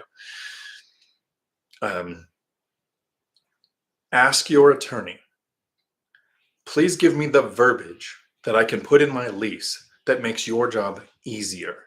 And the tenant, the words are hard. I need some vodka. The attorney sent a thing put in the lease, local to the area that you invest in. With something that I think mine was literally, if an eviction happens for these like 8 things, tenant is also responsible for all landlord legal fees and a bunch of other things, and it sets the timeline like in advance. It's in the lease. Lingo that I don't understand. I'm not an attorney, but the attorney knew exactly what to put in there. So when you reach out to your eviction attorney and you've screened down to the one that you think you're going to use and you pay for the retainer, ask for the verbiage that they would want in the lease, and they'll probably have a suggestion. J. Mark, Dion, do you install security systems in properties when units are vacant? I would. I've never had a vacancy. One tenant moved out and had covered the whole month, so I had the month to get ready for the next tenant. Another tenant moved out on the day after Christmas, January 26th, and the next tenant was in by the 1st. So I had 4 days. And if it was going to be a longer period than that, I probably would have put in security cameras. But I was at the property all 4 days. Contractors were there all 4 days. Handymen were there all 4 days. So it really wouldn't. But if I was going to have a unit sit vacant through a whole rehab or something, I would put in Wi-Fi, and I would install an Arlo camera. It records it in the cloud, so even if they come up and steal your camera, you still have the image of when that happened. So it would take an extended period of time if I was going to do a rehab, which I've never done. I buy rent-ready or already occupied properties, and the 2 tenant turnovers I had were super easy to do. I mean, I say super easy, barely an inconvenience, but 4 days to get flooring, paint, replace all electric stuff. It looked like a Santa workshop, and or a bunch of Oompa Loompas running around, getting it all done and trying to time it right with only 4 days. Damien, that's where I'm at. Yeah. You mentioned one time that when you put an offer in on a property, you give the seller 2 offers. Could you give an example? So the first is my seller financing offer. And I just started doing this middle of last year. So that's not like I've been doing this forever, because I just really started to understand seller financing. The seller financing letter talks about all of the benefits to the seller. Here are the reasons why this benefits you. Avoiding capital gains, continued payments, I'm paying interest to you instead of the bank, and just all list it all out. And at the bottom I say, if that works for you, great. If you don't and you want to have it conventional, and here's what that offer looks like. They're both the same. They're both the same amount. They're both, the numbers made the sense to me. It just depends on which way that seller's going to go with it. And the regular offer, I mean, both offers are sent by the real estate agent. I use an agent every time, and it's my goal to make my agent a commission, because then they're motivated to bring me the deals in the future. Just like my goal is to find work for a handyman. I want them to do work so that they're motivated to answer my 10 o'clock in the middle of the night call when I say, hey, this is the thing going on. Same thing with the agent. When my agents get a text, email, or call from me, they respond because they know I close with them when I have a deal. So he makes the offers, even though seller financing, there's going to be the down payment is going to be enough to make sure that the seller gets the amount that they want, because they're trying to avoid usually getting a large amount of money to pay capital gains on. But I want the down payment to include the cost of agent fees, so that the seller is not actually writing a check to lose a benefit or to sell an asset. Christopher, my first deal will be in Cardiff, which I will live in initially, but will be a backup for when we take the plunge and buy a business in the United States. Then a multifamily prior to moving in and rent. The house in Cardiff is more an insurance policy if our USA dream goes belly up. Never hurts to have options. And I have my one single family house and it's paid off. And in my mind, it's kind of a, if I lost everything, that one's paid for kind of thing. It's not really how it works, but sleeping well at night, knowing that that's still there. And I'm super petty. This will be an overshare. I keep that house because I kept it through the divorce. So some tiny little petty part of my brain says, don't ever lose that house. Having a backup is a good plan. There's two trains of thoughts. One is you're going to try something that you're uncertain of, so you're not sure how it's going to work, and you want to have a backup plan. A backup plan that might even cash flow, because while you're doing this, it could be a rental. The other one is burn the ships. When the conquistadors, and I don't know the myth of this story, got to the shore and he was giving the speech on the beach saying, we've come to conquer the land or whatever, he then burned the ships. So that there was no going back. The only way to ever get home again was to actually take over the area in such a way that you'd be able to build new ships. I don't know that I would go with that method. I like having a backup plan, or at least, a contingency for the contingencies. Julie, howdy. You have dad superpowers. Thanks. Damien, I know you self-manage, but why don't you add an expense for property management, knowing eventually you're going to use one when running the numbers? Thanks.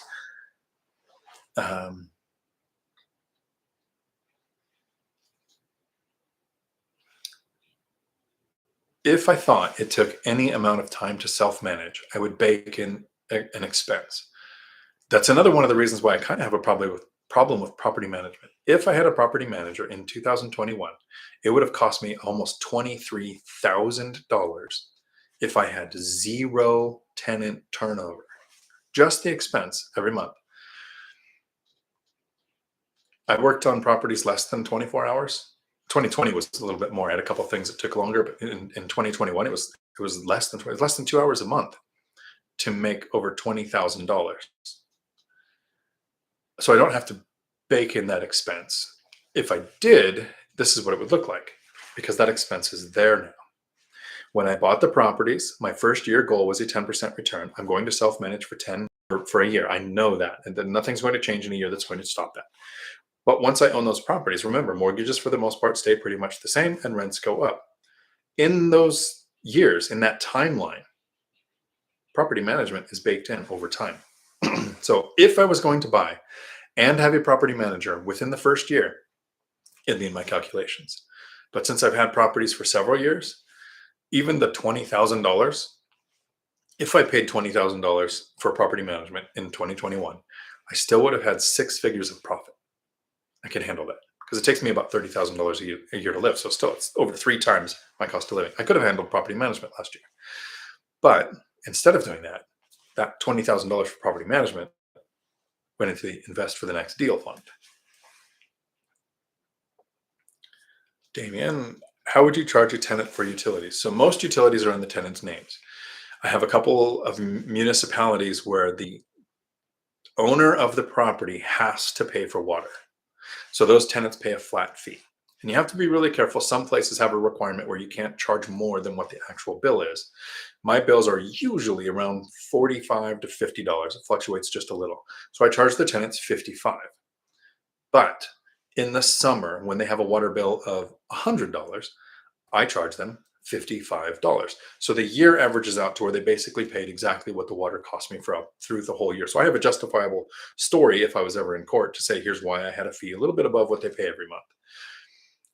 Bill the tenants a flat fee, or have it in your lease that you are going to pay the electric bill 1 month behind. So I'll get the bill that gives me this much time to notify you what that amount was, and then you pay it, because I would never want to own a rental other than maybe short term where I pay the utilities, because you'll find windows open, heater on, or something similar, because they don't care about your expenses.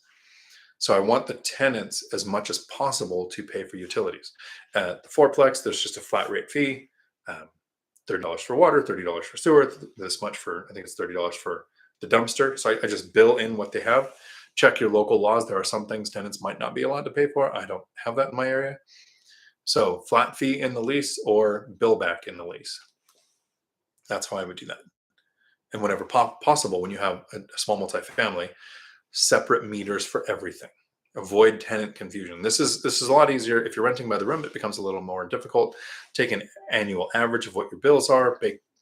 Not big. Include that in the rental amount, like Todd Baldwin does. He'll do a flat rate fee. Here's $1,000. That includes all your utilities, the professional cleaning that I have come in and do all the common areas once a week, or whatever his method is. He's got some great content on how you would do rent by the room. Just making sure that the actual rent amount covers it. Kind of like when you go to a restaurant, do you pay for ketchup? Right? Is there a line item on your receipt that says used condiments? No. But who do you think is paying for the ketchup? It's put into the price of the food. Tom, is the $1 million property in A, B, or C class? Are you concerned it will cause some over leverage with the current diverse economics of the country and future? First question, A, B, or C? I prefer class C. So even a $1 million property, a fourplex in my area will cost me, it'll be at least $1 million for class C. There's not too many class A properties that are fourplexes in my area. There's a couple. I've never seen them for sale. I prefer class C. I want to have more tenants available in an economic downturn. If there is a crash, a prolonged government shutdown, or a pandemic, there are more people for class C, because A and B categories can step down to C to save money. Not very many people go to D to save money. And in good times, a lot of people will move to class C to get out of war zones. So I prefer class C. The over leveraged part, I'm going to be putting down 25%. I will not be any more over leveraged on it than I am on any of my other properties. My goal is to maintain a 70% leverage position. I was doing the math the other day, like a 53% leverage. So I could almost buy the next property with my VA loan 100% down, and I wouldn't be over leveraged, because it isn't that property. We have what is called a leveraged position. If you look at all of your assets and you look at the leverage as an overall, what percentage of your assets are you levered? So I'm not concerned with that. Matt, the lumberjack landlord, and me talk about this every now and then. Our rents could drop 40%. I think my rents could drop 50 to 60% before I would ever even have to touch money of my own. So what would have to happen for rents to drop 50%? And if property prices dropped, okay, there is no crash coming. Everybody that makes a crash video is using clickbait to get views. Right? That's an absolute belief of mine. We have no reason for prices to drop in housing. Demand is too high, supply is too low. We don't have ninja loans, adjustable rate mortgages. 40-year mortgages is allowing people to pay more with the same payment. All of these reasons why they're not going to. But let's just say, magic unicorn, prices drop 20%. Who cares? In 2008, when prices dropped 20 or more percent, the next year rents went up. Because if The only thing that can make prices drop is a massive increase to supply. That's what happened in 2008 when you have foreclosures and people not able to keep their properties and they can't refinance and they need to sell and they need to get rid of them. All of a sudden we have the supply, so prices drop. So if there's all of a sudden more supply, which we don't have, and there was more supply, it would be because people were losing their houses, which would increase demand on rentals because they're not owners anymore. So looking at the overall picture, and I do watch one rental at a time every day to get my update because the guy, Mike, has a master's degree in econ and over 2 decades of investing, and he knows his stuff. And every morning he wakes up and he digs into the finances and then he gives a 10 to 15 minute update on the things that would actually matter to an investor.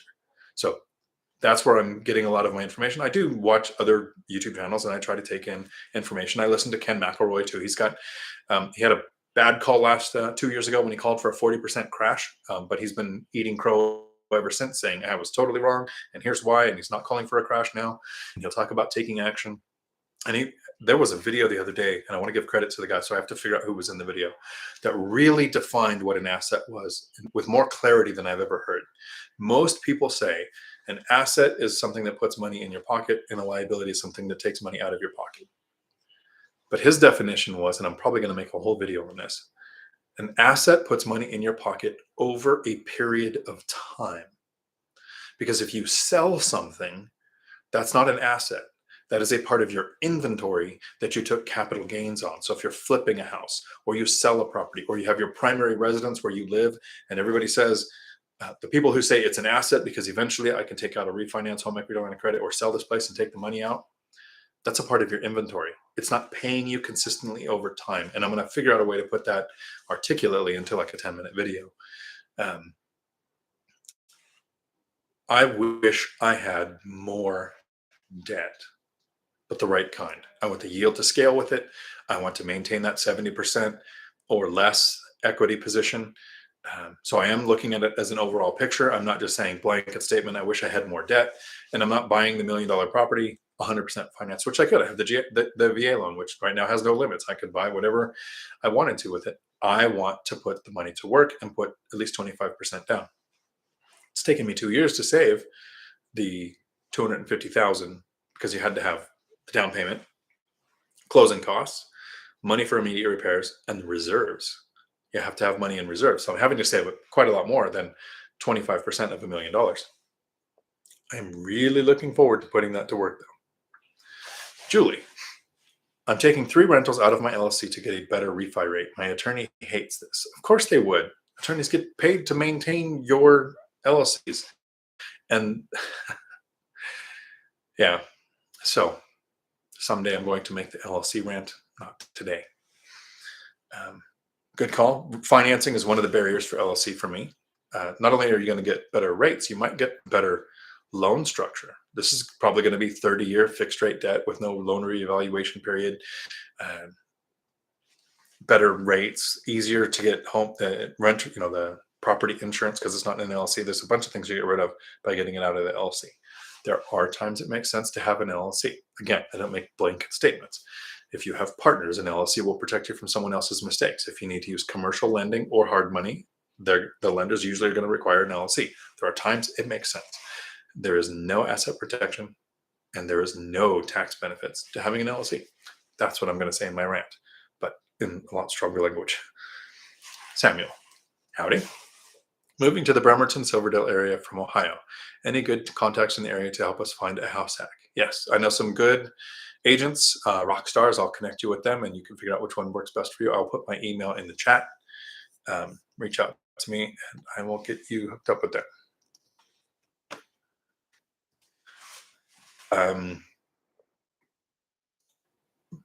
Bremerton is shipyard and naval base. Silverdale is a lot more traditional. Like you're going to have the other economic drivers of the larger companies that are in the area. You have commuters that'll go from Silverdale to the shipyard in Bremerton, the naval base, but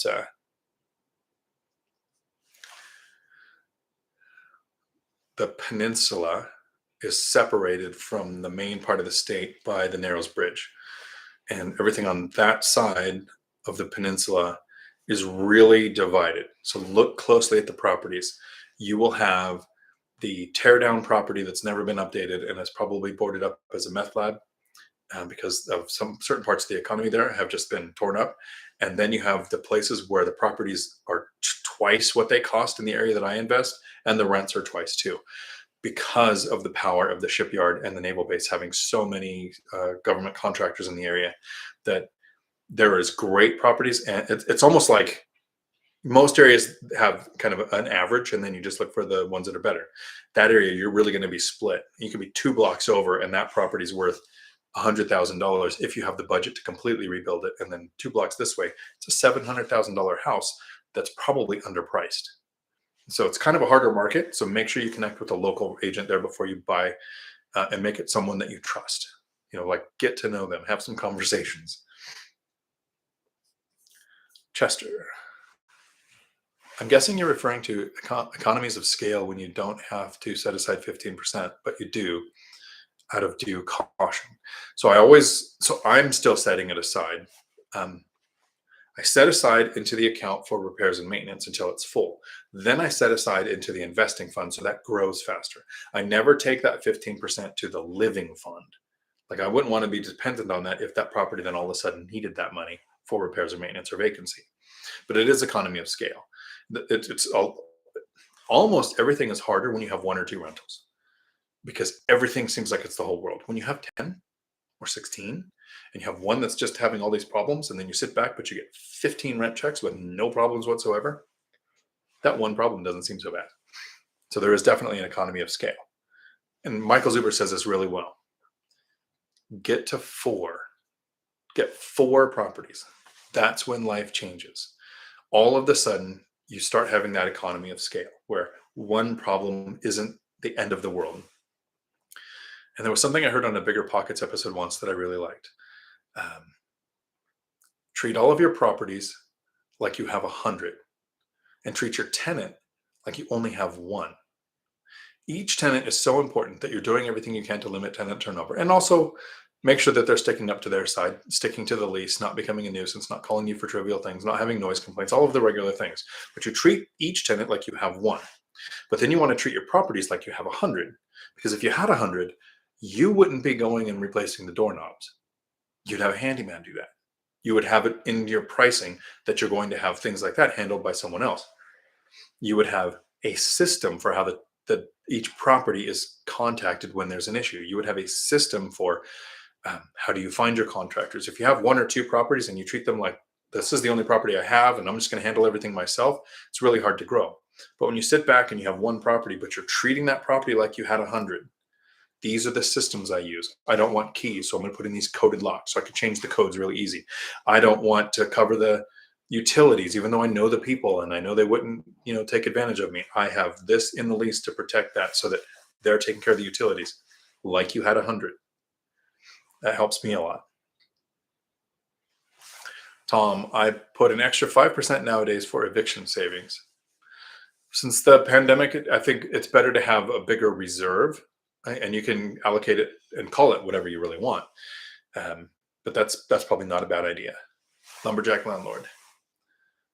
Bank of America had a program now that is $70,500 down payment and closing cost assistance. Not widely known or widely used, as it's a pilot program. I heard something about Bank of America too. I didn't know what the numbers were, but a lot of people don't like Bank of America. I don't like Bank of America.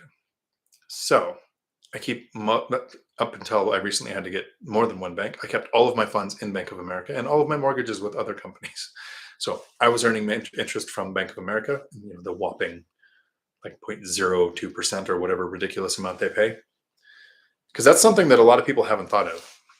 When you have money in a bank, that is on your profit. That's on your balance sheet. This is your money sitting in the bank. To the bank, money sitting in the bank is a liability. They're paying interest on that money. In my chat mode. Sorry. Where was I?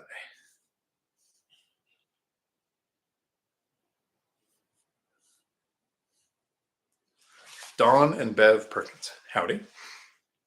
We found a local manager that's still flat percent with no listing leasing fee. Perfect. When I'm ready, that's what I'm going to be looking for. Awesome. Antonio, howdy. Should I get another realtor to search for a better interest rate? Okay, so you're looking at two different types of people there. Your realtor is your agent that sets up your auto searches and helps you buy the property, makes the offer, that kind of stuff. A lending agent is the person who works for Bank of America, Wells Fargo, Guild Mortgage, Fairway Mortgage, local credit union that handles the lending aspect. Here's my order of operations for lending. So hopefully you have a pen and paper ready, because I'm gonna, and you can remember that we're at about the 1 hour and 50-minute mark. Really? Okay, feels like 20 minutes. And I haven't even drank the vodka yet. I'm super impressed. Totally squirreled on where I was. Order of operations for lending. I talked to a major bank, Wells Fargo, Bank of America, because their lending criteria is the most standardized. So you're going to get the most accurate, this is how much you can borrow, this is what the rate would be from them. So I use that lender and that agent that works for that bank to get my, what do they call it when you submit an offer and you have a letter, not proof of funds. Dang it, brain shut off. But the letter from the lender saying that you can borrow the amount of the loan. Words are hard. I guess there's hopefully a couple people typing in the chat that'll tell me this simple thing that my brain just threw away. So I have that letter from the bank saying I can borrow this much money. I submit it with my offers. Once I have a property under contract, I then go to other lenders. So now I'm going to Guild, Fairway, Matt the Mortgage Guy's team, and I'm saying, I have a property under contract. Here's what the in-writing offer looks like from the major lending institution. This is the rate they offer. This is the buy down that they offered. This is what my closing costs or my fees would be with them. Can you beat it? So they're not just going to say, oh, we'll get you a better interest rate. They can actually say, oh, our interest rate's a little worse. Our buy down is half the price of theirs, and then it gets you a better rate than their buy down that would cost you more. Like, compare everything. What are the fees? They'll point out fees that might be a bit high. If I get another lender to give me a better offer, I have respect for the first lender who did the work of giving me that letter of approval, or dang it, that's not what it is. Go back to the original lender and show them the better offer in writing.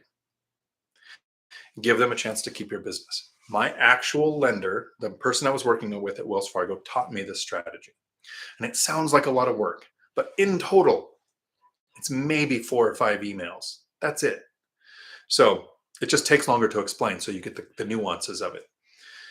The person working at Wells Fargo said, I can't go to my boss and say, I like Dion. Can we give him a better rate or cut his buy down rate in half? But if Dion brings me this paper in writing from another lender, which they do without running your credit because they have the first one approval from the bank, you take that back, they can take that to their boss and say, if we want to keep Dion's business, here's the deal we have to beat. For the first 3 mortgages, Wells Fargo beat everybody else with some back and forth. Since then, Fairway Mortgage has kept my business. So purchases and 2 refinances. But each time I'll do the same math, and all of the lenders I work with know that I'm going to do this. This is an investor tactic more so than a home buyer strategy. If a person were going to add a $5,000 deck to their property, it's completely normal and acceptable to call 3 contractors and get 3 quotes, and sometimes show them what the quotes are. That amount of work to see if you get the best deal on a $5,000 deck, it confuses me when people think 5 or so emails back and forth is too much work when you're making a hundreds of thousands of dollar commitment for 30 or 40 years. So that's my order of operations for lending. You don't really take a lot of hits to your credit, because even if the other lenders ran your credit, when the first one runs your credit to figure out that you can get the pre-approval, certificate of approval, dang it, okay, it'll come to me when I read all of the answers. So if you watch my very first live stream, I am absolutely transparent. I have to use the exact numbers. I have to share exactly what the rents are, what the mortgages are, because when I came back from Desert Storm, I had a little bit of trauma, have some memory problems. And while I might not share that too much in my personal life with everybody, my phone has multiple reminders on it. My calendar has it. My desk looks like post-it notes all over the place because I forget everything. So one of the main reasons I don't do live streams is because it's very embarrassing to just literally lose a term that I use every day when I'm talking to agents, and it's just not there. Um, and some people have these things where they forget which kid's name that they're talking to for like a split second, and then they call it. I forget that I have a kid, so that kid that's sitting at soccer practice waiting for me to pick him up, until another parent called me. I was like, oh yeah, I have a kid. Better go get him. Sorry, Andrew and Rihanna. That's how we all other times that happened. So that's why I normally don't want to do live streams. So I like to edit my videos, because if that happened, I'd be able to stop, go Google this simple term that was gone, and come back and put it in a video. But I'm hoping live streams are helping people, and I can put up with my memory problems. So I'm hoping that you do too. So you want to talk to multiple lenders. And when you do that, like I said, the first one might pull your credit. So you're going to get a little hit to your credit score. When that happens, you have a window of about 30 days where multiple hits on your credit from similar type of checks don't have another impact on your credit score. So that's why the strategies worked for me. Tom, the problem is the new homeowner programs, but lack of inventory from. Oh yeah, demand is not the problem, and the real problem. And Michael Zuber says this often and incorrectly. He says, "Don't add fire. Don't add fuel to the fire. The fire is caused by demand and no supply. Adding demand by giving more opportunities for people to buy is not going to solve a supply crisis." So you're absolutely right. Still hopeful.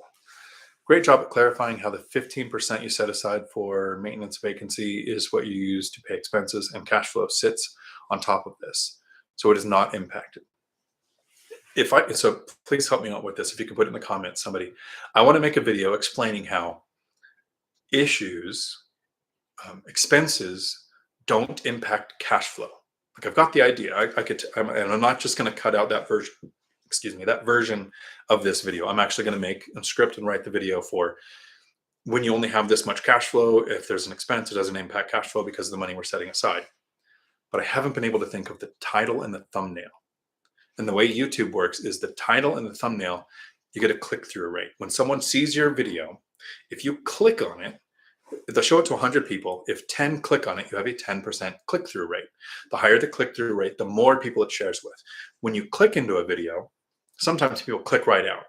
So that tells YouTube nobody likes it. They don't like the lighting, the sound, the whatever, the face. The longer you watch a video, the more likely it is to share it, right? So this is how YouTube works. So I want a thumbnail that would actually get a click through. And I can't think of the phrasing or I don't want to use clickbait, because I want it to literally be like, I could make a video saying, here's the housing crash, and I would get a bunch of views.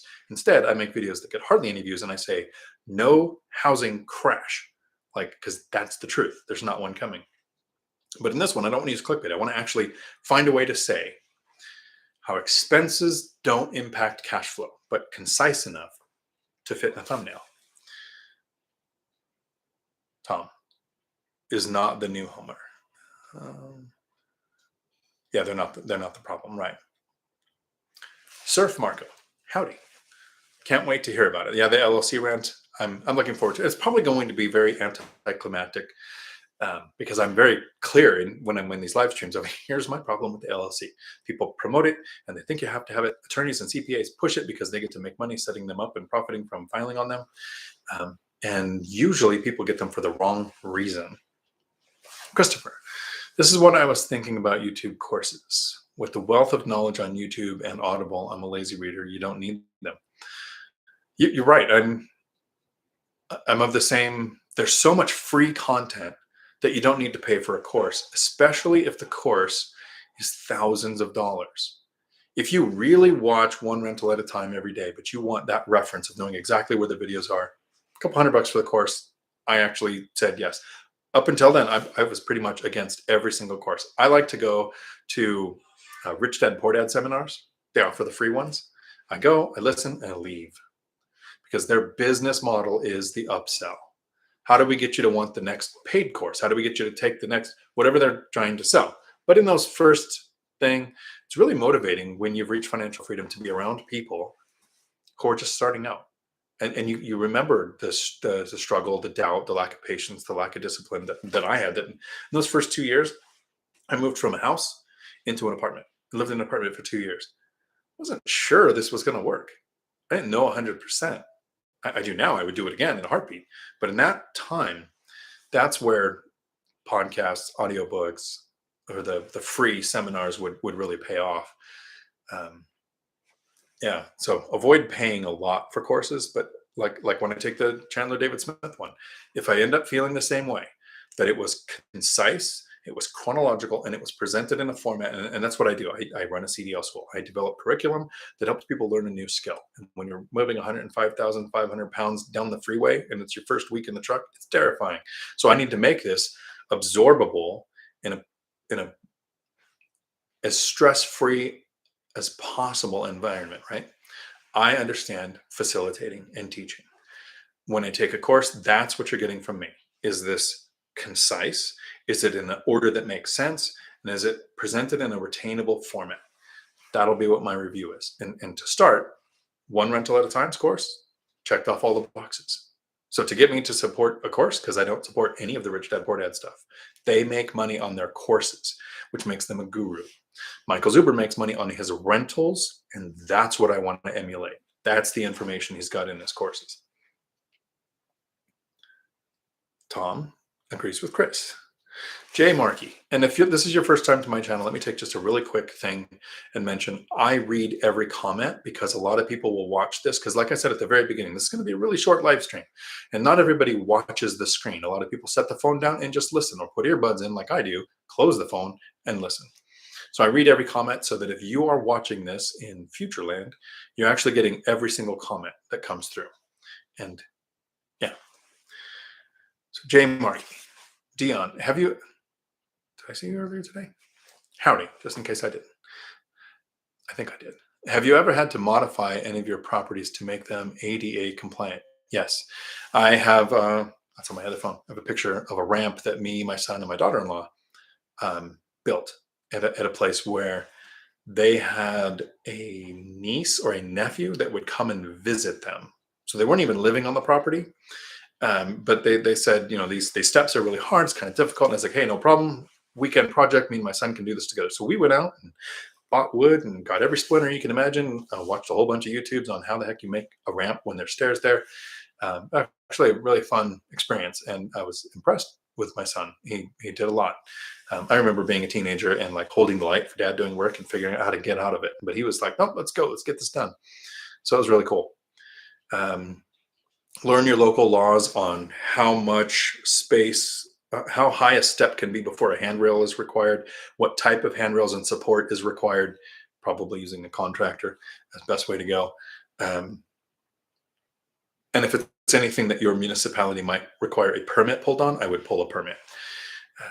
Some areas have weird laws, and the areas that I'm in don't have these, but I've heard of people saying, if your home is in violation, the city can force you to give all rental income back to the tenant. Don't know the validity of it, but I've heard it from investors and repeated enough to where it seems like it's a thing. Haven't done the research. So check your local laws for that too. But I have only really had to do that once. The rest, most of mine, no, not most, about half are flat. Half have stairs. I don't have properties with tenants above or below another, but I do have my fourplexes townhome style where they're side by side and they're 2 stories. Each tenant has their own 2 stories. Chester, would you recommend using the BP Pro leases or use a shell template to add in clauses like subleasing, etc.? I have access to the BP Pro, so if you have access to it, it's probably worth using the ones that are there. They're made by an attorney in the state. Each state has had an attorney make the lease for that state. I don't know that if you're just looking for leases, that getting the BP Pro membership is worth it. If you want their calculator system, which does rent estimation and makes really good looking pie chart stuff, like I don't, because of intelligence and self-preservation. I don't have a spouse.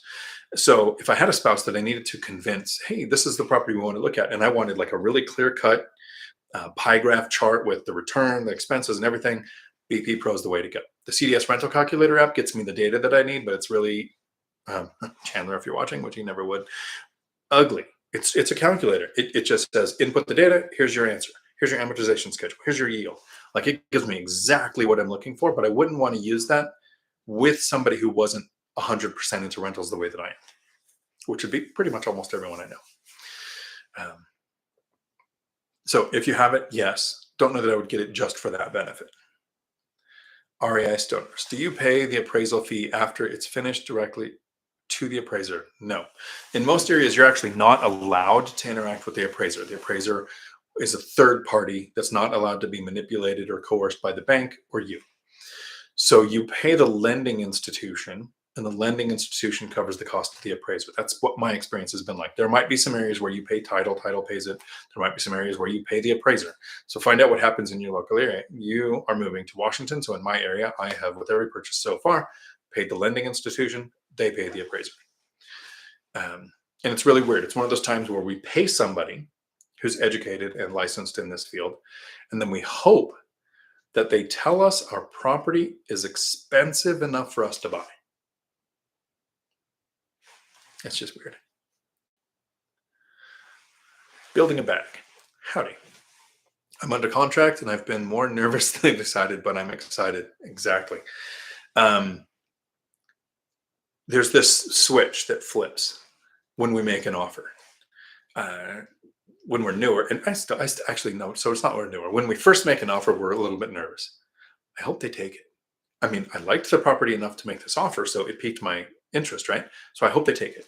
When we're first starting out, that first couple of rentals, that switch then goes, oh crap, what if they take it?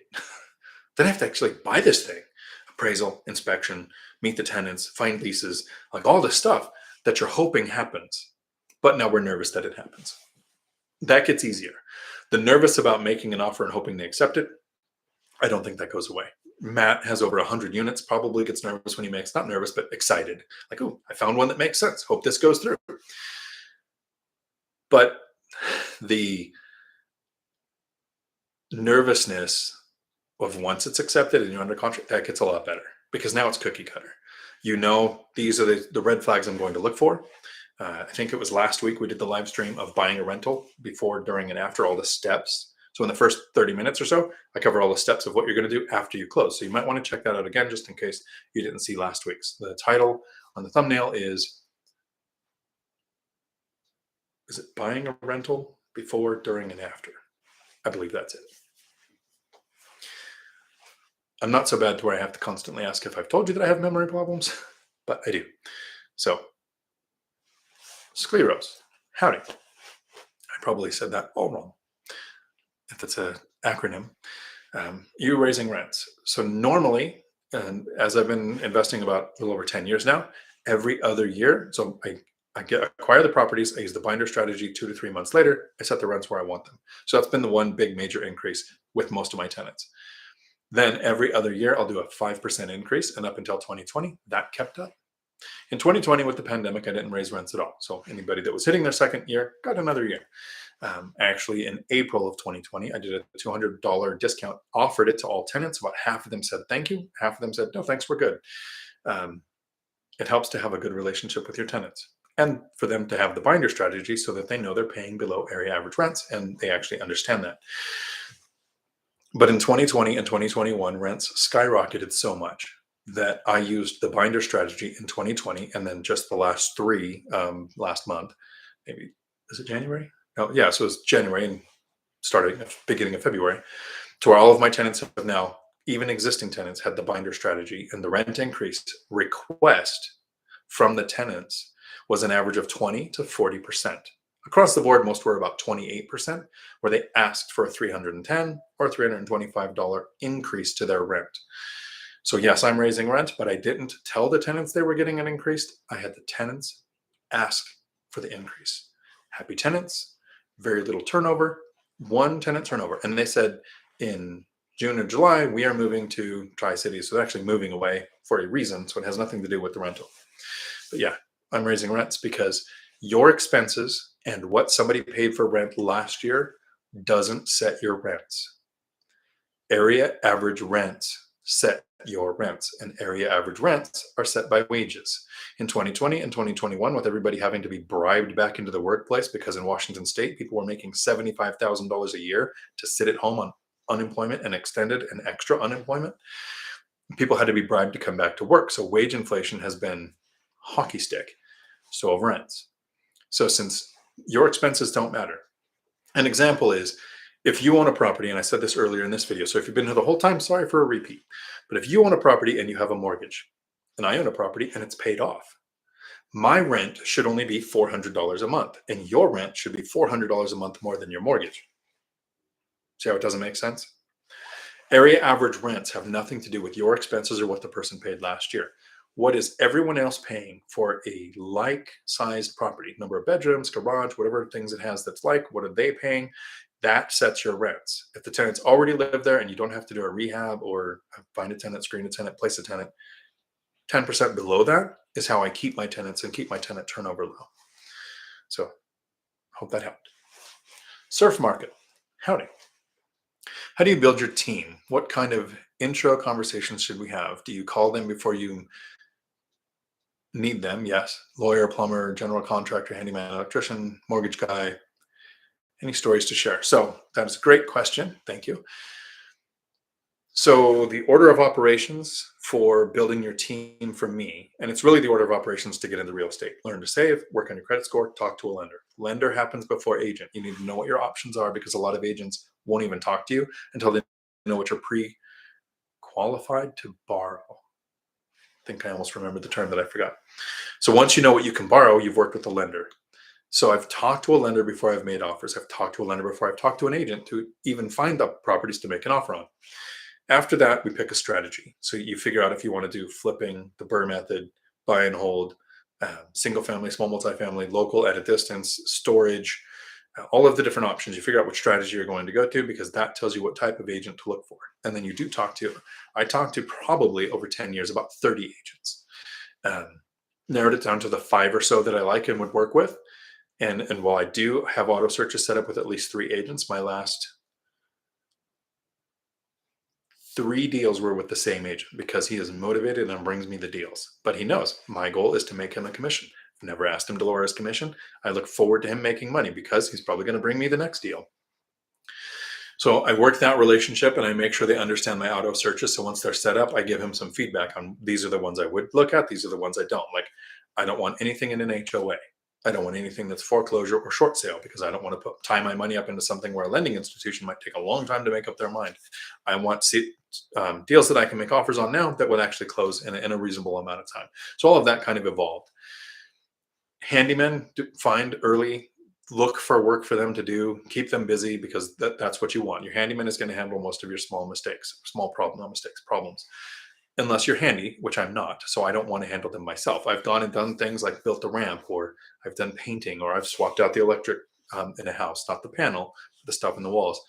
I'm totally comfortable doing that. But I want a handyman so that when I'm in Idaho and a tenant calls me and says, hey, there was a windstorm and there's something banging around on the outside, I call the handyman and I say, hey, you want to make $100? Go take care of this issue. They're happy to make the money. So at least 2. So one's available when one's not.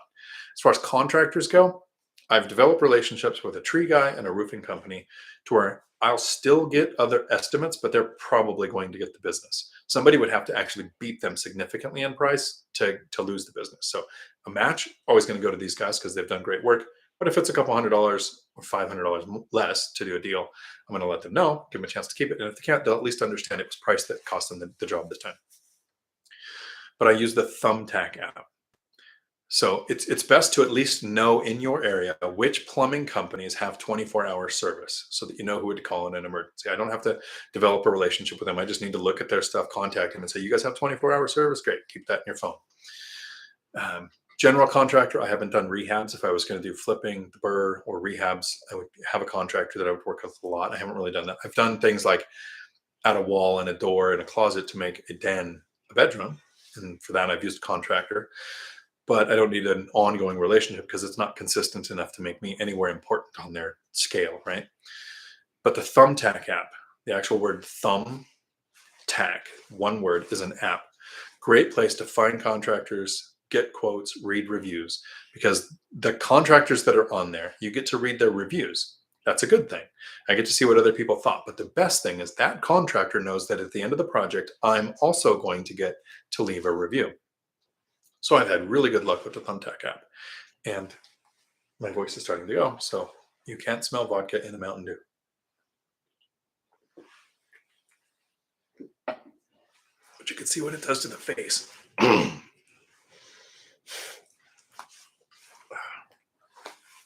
Made the eyes water.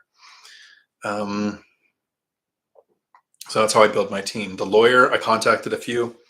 I want reviews that says a lawyer is an aggressive eviction attorney. If I am to the point of an eviction, I live by Roadhouse rules, the movie Roadhouse.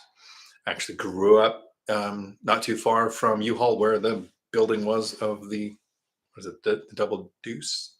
Did I say that right? Because they say it wrong in the movie. Always be nice. Always be nice until it's time to not be nice. And when it's time to not be nice, you go all the way. So I want an attorney that's not going to send a letter that says, hey, if you don't pay the rent, you have not paid your rent by this date. Here's the time that we have a court. It just spells out hardly, because if it gets to the point of needing an attorney, it's because it's not time to be nice anymore. So I would make sure I found one that was that way. I have not had to go through an eviction yet. I have had to have an attorney send a letter. It was the dogs, because the one place I have in an HOA, don't buy it in an HOA. Tenant had dogs that were a problem. Jump the fence, do some stuff, and it was like a $300 fine. And so the attorney sent the letter to the tenant saying, here's the issues, here's how you resolve, here's your obligation to pay this fine. Yeah.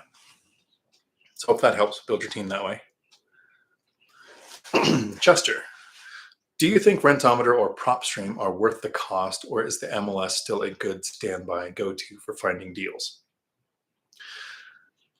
If I start looking for 5 units or more because I find a 30-year fixed rate loan product, which I think I may have, PropStream might make sense. I have not used it for small multifamily or single family. And Rentometer is probably not worth the cost if you have 1 or 2 units and you're in a small enough area. You can find the area average rents in your area. Go to apartments.com, go to Craigslist, go to Facebook Marketplace, like you're trying to rent, and do that. If you have a YouTube channel and you're trying to help other people, and you have a lot of people who reach out to you for help with rentals, I have Rentometer, but I wait for the sale of the $39 for the whole year. I don't use PropStream, but I think they're useful. If you're investing at a distance where it's harder to learn the market, Rentometer is probably worth it. Yeah, but again, wait for the sale, get it then. Because there's a workaround with Rentometer. You can usually use different IP addresses to get 1 or 2 or 5 or something free uses of Rentometer. But to use it and get full access and not have to worry about that, then it becomes worth it.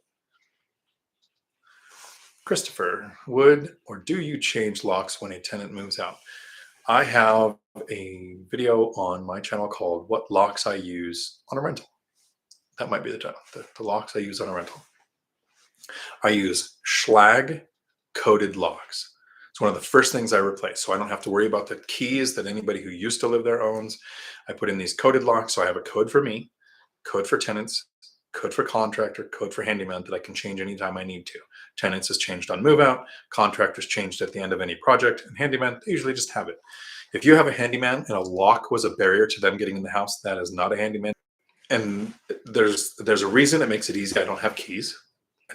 I have keys for the coated locks. I've never had to use one because there's 2 exterior doors. So you use 2 coated locks, and the odds of both of the batteries dying at the same time, almost impossible. Because when we live somewhere, most people use one door more than the other. So I have those keys taped in my book that has all my business stuff in it. But it's also the psychology of the binder method, getting tenants to request a rent increase. When I acquire a property that has tenants in place, I didn't get to screen them. I didn't get to run credit. I didn't get to get their work history. I don't know anything. So I want to go in that first month. I don't use the binder strategy right away. I want to wait 2 months to make sure that they are tenants I want to keep. They don't have noise complaints. They don't call me for super trivial things. They actually pay their rent on time. Like, there's some things that matter, right? At the 2 month point so far, I'm consistently at 100%. These are the people I want to keep. So I used the binder strategy then. In those 2 months, I have replaced the locks with coded locks in Class C neighborhoods. Tenants really like not having keys because it's kind of, for a Class C area, upscale, even though it's like $100 for the lock, $109 or something, right? So you can get a lock for $30 that's cheaper. But every time you swap out the keys, that's going to add up. Where me, I just put in a code, and I can tell a contractor a code. Like, if I'm in Idaho right now and then the wind knocks the thing around, and for some reason he needs access to the property, that me and the tenant can just let him in because he's got the code. So there's a lot of reasons for that. So my handyman don't have to have keys.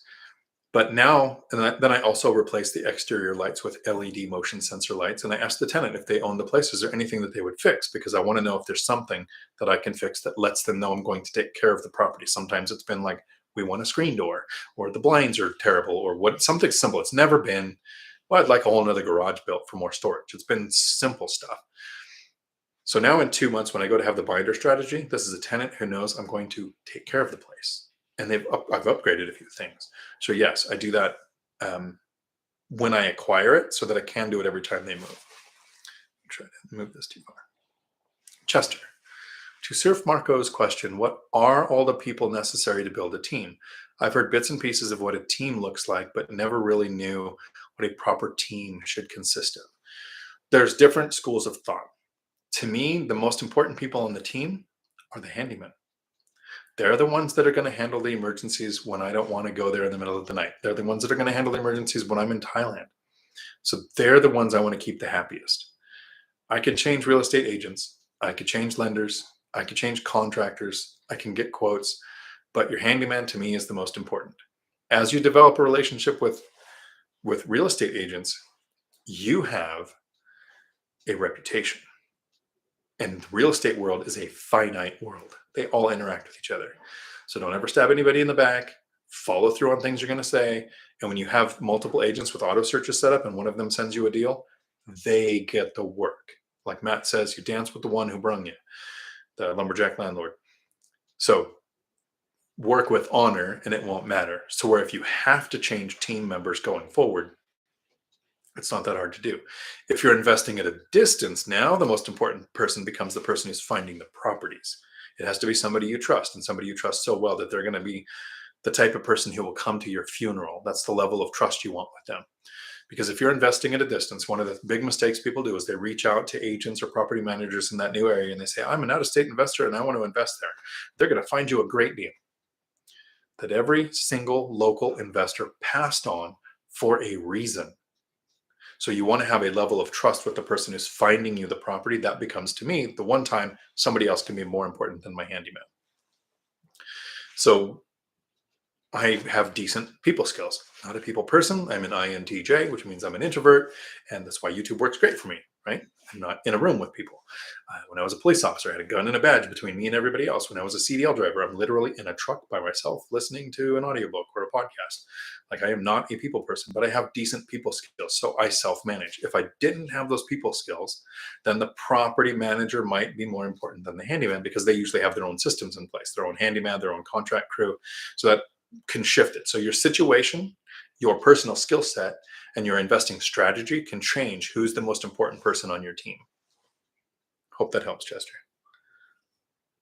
Mark, howdy. To rent to Section 8, do you need to apply for it? So what you need to do is, and I didn't mean to smile, but underneath you, Nathaniel got my reference. Super easy, barely an inconvenience. Great YouTube channel. Screen Rant does movie reviews. If you had a chance, it might be where somebody got the idea to make videos where you're talking to yourself. Yeah. But to rent to Section 8, there are people who qualify for the program and they jump through all the hoops to get what's called a voucher. So the voucher means that they can rent a unit up to a certain bedroom count and then probably up to a certain rental amount based on their specific situation and your county's allocation for Section 8 funds. So they're available to do it. You don't have to do anything to be approved for the tenant. The tenants handle that. I have helped tenants walk through the steps to become qualified for that because their situation merited it and they were struggling. They were never late on rent. I just knew it was a good fit. But In your area, you're going to have one of two things. You're either going to have a housing authority, which is a government agency that runs a Section 8 program, or you're going to have a nonprofit. Some areas, a nonprofit runs the voucher program. In both of the counties that I invest, it's the housing authority. So you reach out to the housing authority and you say, I have a rental unit in the area that you manage, which is usually county. I would like to make it available to people who rent, who have the voucher.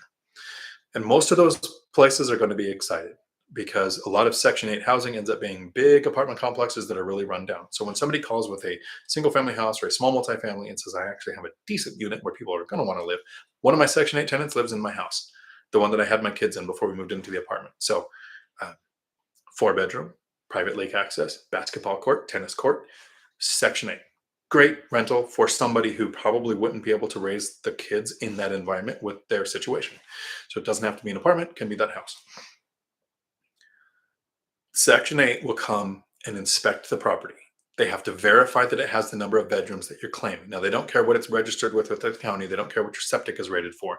They're going to care that every room that you're counting as a bedroom is at least 100 square feet, has a closet with doors, has a source of heat, 2 ways in and out, can be in a door and a window or 2 doors, source of power. And in some areas, it's probably possible, not in the Northwest because it's a tundra out here, but a source of heat and source of air conditioning, depending on where you are. So they'll check all of that stuff. They're going to verify that things like in your electric panel, there's no exposed open breaker holes. You can just get the little plastic thing to cover it. They'll check for safety that, if there's a large enough step, that there's a banister if it's required, that your banister is solid. They're going to check all of the doors and windows work. And then if everything is okay, then they check off a box and say, you are approved to accept a voucher. So now the voucher, the amount, and there's no way to explain the calculations on how they get the voucher amount. It's not like in this county, we will pay $1,800 for a 3-bedroom and $2,200 for a 4-bedroom. They'll put out some basic lines like that, but each person's voucher is unique to their income, their qualifications, their number of, I want to say head count, but it is head count. How many people are in their family? So all of that is so unique. It's really hard to get them nailed down to this is what they'll pay. But you can say, we have this 4-bedroom, this person applied, and find out if the housing authority will approve the voucher for that size of house. Here's a quick tip. When the housing authority sends their inspector, it has to be scheduled because they have a lot of work to do. So that might take a week or 2. You get there for the inspection and they're going to check. And if they come in and they say, hey, everything's great, but this one exterior light doesn't work and that window over there has a gap in it. So you're going to need either a new window or fix the gap and put a new light. What they expect to happen is the inspector leaves, you fix everything, then you call the housing authority or the nonprofit and they bring out their inspector again to verify that everything is good, which is another 2 or 3 weeks, 1 or 2 weeks, right? So when the inspector's there, make sure that they're okay with it. In my area, it's worked. One was a loose ceiling fan and one was the weather stripping from a door was gone so you could see light coming through. And I'm like, hey, these are things I would want to know anyway. So I'm super glad you guys inspected. I say, so here's the list of deficiencies that you're leaving me with today.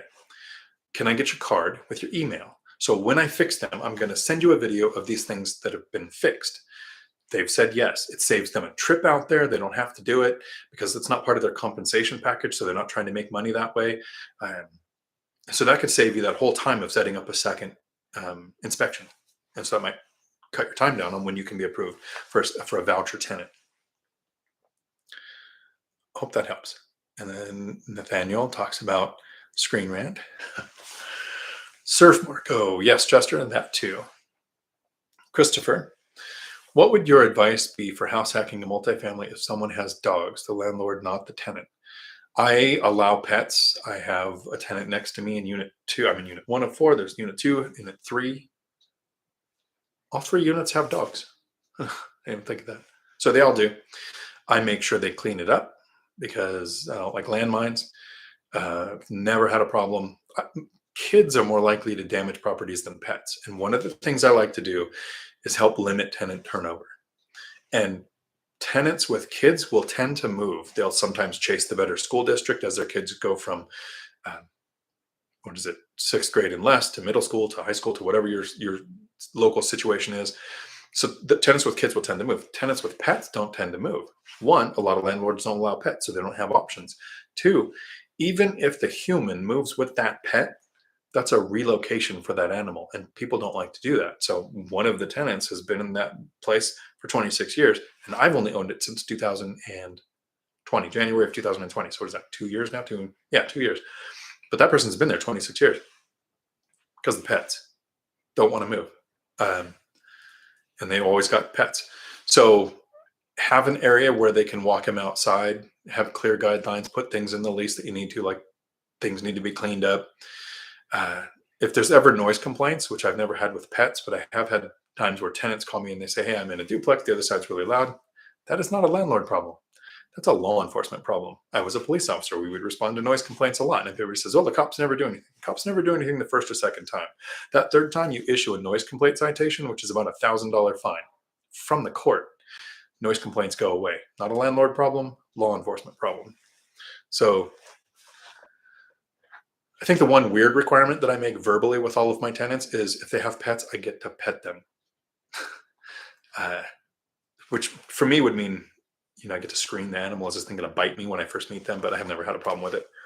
Um, yeah, trying to think if there's anything else I would do for tenants with pets. Allowing pets also lets me sleep at night because I know I'm not being ripped off by some tenant who got a fake support animal certificate, which you can go online and just print out. And so that's the thing that I don't ever have to deal with because I allow pets.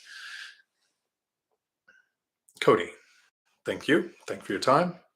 Jay Markey, Dion, what is your favorite type of LVP flooring and where do you get it? Thanks. First time I got it from Lowe's, and I will never get LVP from Lowe's or Home Depot again. I guess if you had apartment complexes and you wanted the same LVP flooring 5 years from now or 10 years from now, their standard stuff is probably the way to go. But with my small multifamily and my single units, I'm usually just doing one unit, never again for 3 years, and then another unit or whatever. I find a local flooring company and I go in and I find their large contract deals will return a half or a full pallet of something that didn't get used. So as long as they have enough square footage for me to do the entire unit, that's what I'll buy. And I go for the thickest possible. There's a wear metric and then there's a thickness pattern. And so I go for 30, whatever it is. I have 20 downstairs and one that I got from Lowe's, and it goes together weird. It looks weird. It makes noise when you walk. And upstairs in that same unit, which is the fourplex that I'm in, I did 30 thick, big, huge tiles. So I don't have a name brand I like. I have the thickest quality from a local flooring company. And I don't care if they're going to have the same stuff in 5 years because you can repair LVP pretty easily, even if it gets a chip in it. There's just like epoxy and stuff that you can use to fill it because this is Class C. I'm not doing like marble stuff. So find out what's local and then go and see what they have. Let them know you have rentals and that you might be a repeat customer. You're more likely to get a pretty good discount. If you're in the Tacoma area, it's literally called the Tacoma Floor Trader, and it's right on Hosmer Street. Really good luck with them. Not sponsored. So Chester, J. Markey, Matt, the lumberjack landlord, uses American Flooring Corp for high quality LVP, and I think they deliver anywhere too. I've heard him talk about it. Chester, do you still listen to Jaspreet Singh? Yes, absolutely. He's pulled off the magic trick that Meet Kevin and Graham Stephan didn't. As their YouTube channels grew, Meet Kevin went from real estate investor to stocks and crypto. And look, I make $20 million a year and this is what I'm doing with it. Things that it's really hard to relate to. If you have $20 million, it makes sense to diversify. When you're trying to get to several $1,000,000 in net worth, it doesn't make sense to diversify. You should pick one asset class and become a master of it until you become wealthy and then diversify to protect the wealth. Graham Stephan was great. His first couple of years, great info. And then in the last couple of years, it's reacting to, it's less real estate. Every now and then he'll make a fundamental video and I could tell that it's like the basics. I'll watch that too. But everything Jaspreet puts out is for the new investor. He doesn't push what he did. He doesn't push any one asset class above another. He gets into the mindset. It's got great content. So, yeah. And I moved the chat. Okay. Chris Miller. Howdy. With the VA loan, you're allocated a certain amount per region. I think it's by county. Used to be. In 2020, your not allocation, there was something else. VA. There's no limit for VA now. That changed. There is a number of times that you can use it, and each time you use it, your loan origination fees goes up unless you have a 10% or greater service-connected disability. So I would probably Google or talk to a lender and see what that change from 2020 was. Just because it changed doesn't mean it's going to stay that way forever. We can instantly all of a sudden have loan value limits. So it used to be you had an amount per region, so you could buy a duplex and then a duplex, and now you're out of. That's another word that I don't use very often, so I'm okay losing that one. But now there's no limit to VA. And it's so that somebody can use a VA loan and buy in San Diego or Seattle and actually meet the value of what the properties are there. You still have to qualify credit score, debt to income ratio, work history, just like a regular loan. All the VA loan does is add mortgage insurance at no cost. So and you can do a zero down instead of a 3.5% down. So there are benefits to the VA loan, but it's not like it gets you anything better. You're still getting owner occupied lending. You might get better lending rates too because it's VA owner occupied, but you're also less likely to get an offer accepted because FHA and VA loans have a stigma with them with selling, not that sellers as much as the listing agents. Listing agents will say, hey, FHA and VA have stricter things. We're going to have to fix more things to make this sale. Let's look for a conventional or all cash offer. So it's a little harder to get VA and FHA accepted. But that was an interesting change when I saw they take away the limit because I haven't used my VA loan yet. So I'm actually considering the next fourplex after the $1 million fourplex using VA loan and doing zero down because I would still be over 30% equity doing it that way. Chris Miller. Okay, last I'd heard, loan limit was almost $1 million. It was a lot. And when they had limits, it was by county. You're absolutely right. And a single family house had a limit, a duplex had a limit, a triplex had a limit, and a fourplex had a limit. So the more units you had up to, it was actually 5 with VA. There was a weird thing where you could do 5 units instead of just 4 like a normal residential loan. Each unit added to how much the value could be. Duran Wilsauer. Howdy. It seems like you and Michael differ quite a bit on LLCs. I'd love to see you guys talk about that sometime. We probably won't. Mike's very careful about talking about LLCs because it sounds like legal advice. And I get it. Here's the difference. Up to 10 loans in your name, you can get residential lending. Mike has 200-ish units, right? So he's beyond 10 more loans in his name. He's using commercial and not conventional residential loans like I am. Absolutely makes sense to have an LLC. Because I said, there's 3 times it makes sense to have an LLC. If you have partners, it protects you from somebody else's mistakes. If you need commercial, which he did, or hard money loans, you need the LLC for those lenders. So it makes absolutely good sense why he does it. He knows that it's not good asset protection. He still has insurance and an umbrella policy, and he's proactive. He works with property managers that actually fix things. So he's taking all the steps to protect his assets that I am. His LLC strategy, and this is me, so I'm not putting words in his mouth or saying this is my perception, makes sense because he's using commercial loans. I have 7 properties, 6 mortgages, 16 units. So I'm the puppy in the schoolyard compared to the guy with the hundreds of units, just like Matt. Matt's got over 100. I'm not in their same arena. They're growing a massive portfolio. The really cool thing is they're still talking to the new investor. That's what a lot of things like BiggerPockets even knew, that they were branching away from that. So they started the Real Estate Rookie podcast to talk to that new investor.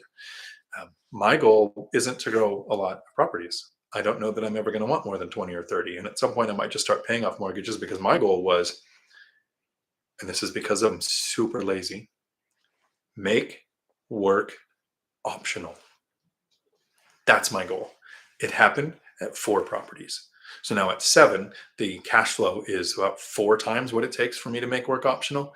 And I'm adding units because it's easy and the cash flow's got to go somewhere. But at some point, I'm probably going to stop buying rental properties. So I might not ever go to commercial loans. Nothing's a 100%. I could do it, but I like 30-year fixed rate debt. And for that, I don't need an LLC. Alex, howdy. What do you think mortgage brokers who are offering like cash offers and then giving you a mortgage? It's probably a powerful tool.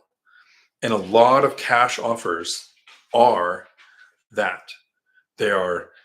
It's really a loan product or hard money. So you have the money to do it so that the seller literally just sees that they got a cash payment. So it sounds less likely to fall through than getting a mortgage, because if you're getting a loan, they're basically saying we're waiving appraisal. You're going to cover any appraisal gap that there is, and we're waiving inspection usually. So that's why the cash offer looks so much stronger. So I think it's a good tactic. I haven't done it. I'm still using conventional 30-year fixed rate debt or offering seller financing. So if you're using it, it's probably a good strategy. And I think it's pretty effective, because some people are just looking for that cash offer. A lot of times you're hearing cash offer done and it's actually a mortgage, but it doesn't matter to the seller. They're not paying any extra fees or anything, because it's going to be a mortgage that goes to the buyer. What the buyer is doing is taking the risk of, you're going to cover the appraisal gap, because that's what you're saying with cash is, I don't care about appraisal. It's going to be the cash offer. Usually, I'm sure you can make a cash offer and still put an appraisal contingency in there, but it seems like that's what they're trying to get away. Chris, howdy. Chester, last I heard, you can hold multiple VA loans unless the rules have changed. Do you know if you still can? Yes, up to 3 is what I heard most recently from a lender. I've heard from some lenders you can have as many as you want, but more than one lender said 3.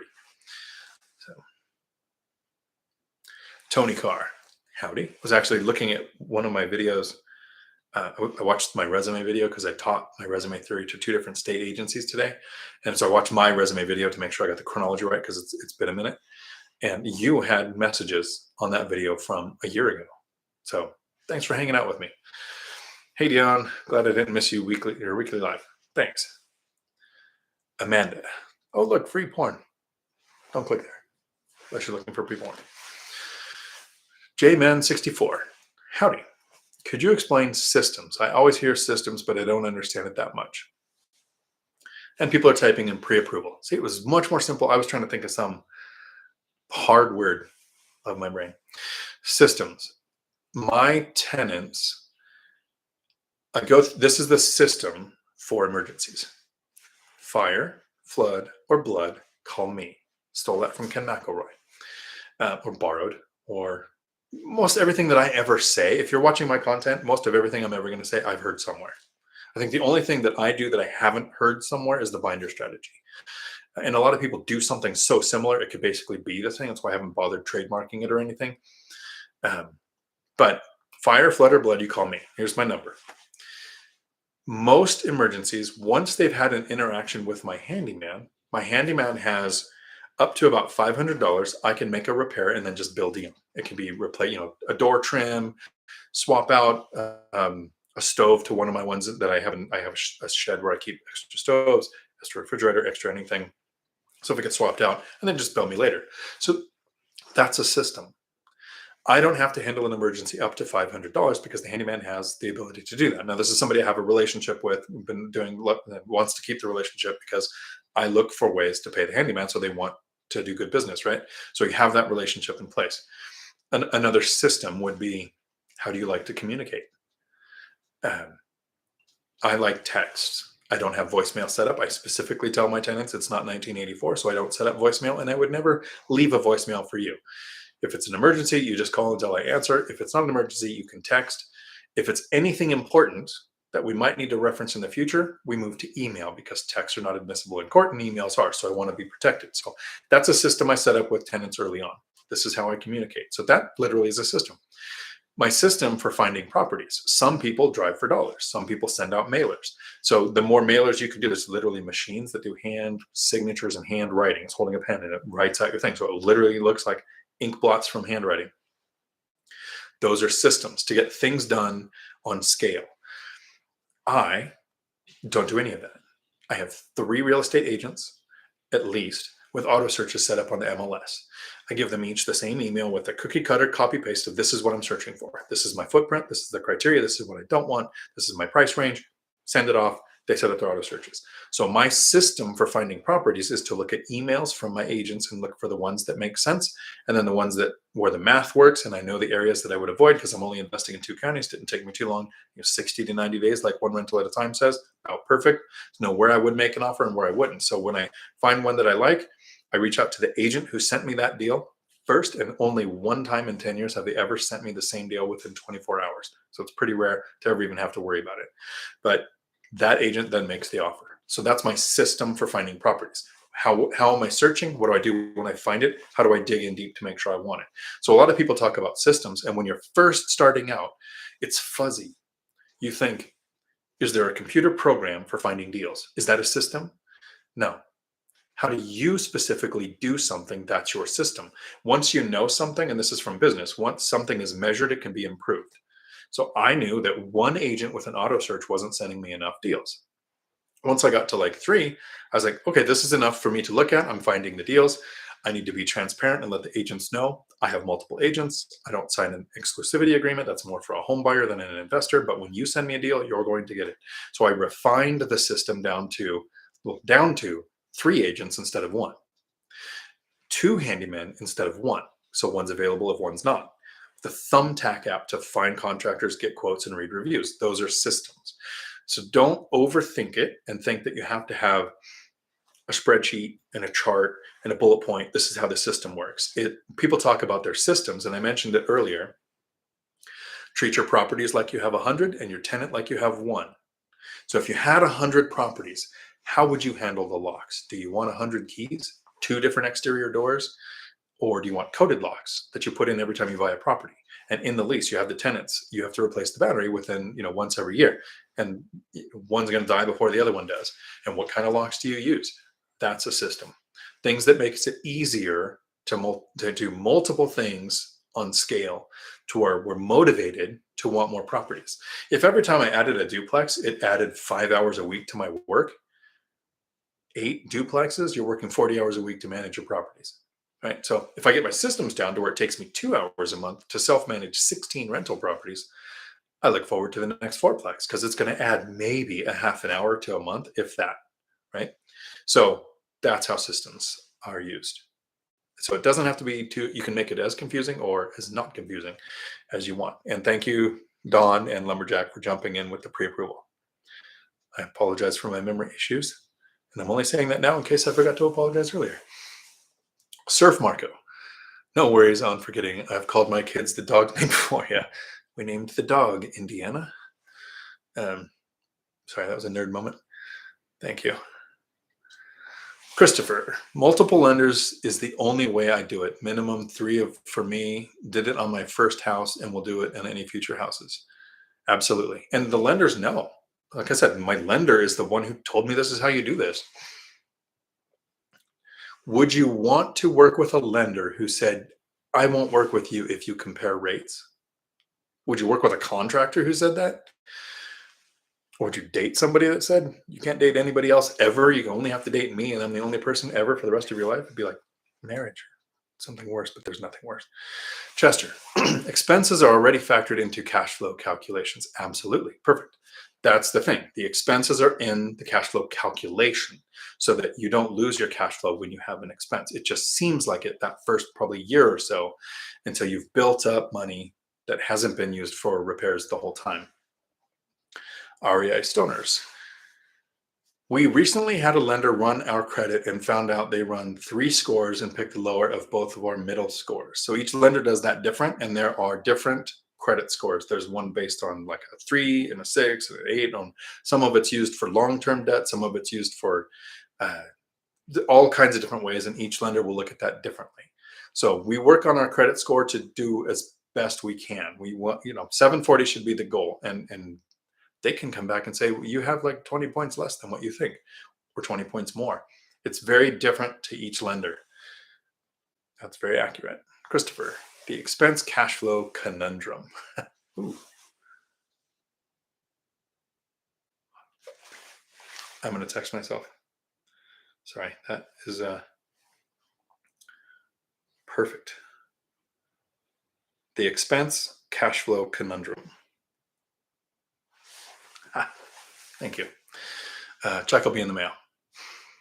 Chester, it's the marginal rent revenue and marginal expenses that determine whether to build additional units, building an ADU, etc. Absolutely. Yep. Tom, Dion, yes, you're live and vids do help. I have the memory problems also from combat issues. It's just weird. I was a tow gunner. So imagine on a good day when things go right, the explosion happens next to your head. The missile goes out and then the retros kick in. So now there's another explosion in front of your face. So on a good day, you're literally having two explosions right at your face, basically. That's okay. There's a lot of people who have a lot of worse things. So if a little bit of memory problem is all I had to come back with, totally fine. The cost of doing business is what expenses are. Okay, I like that one. So that was from Julie. Chester. Upselling is the freemium hook that lures people in. Yep, absolutely.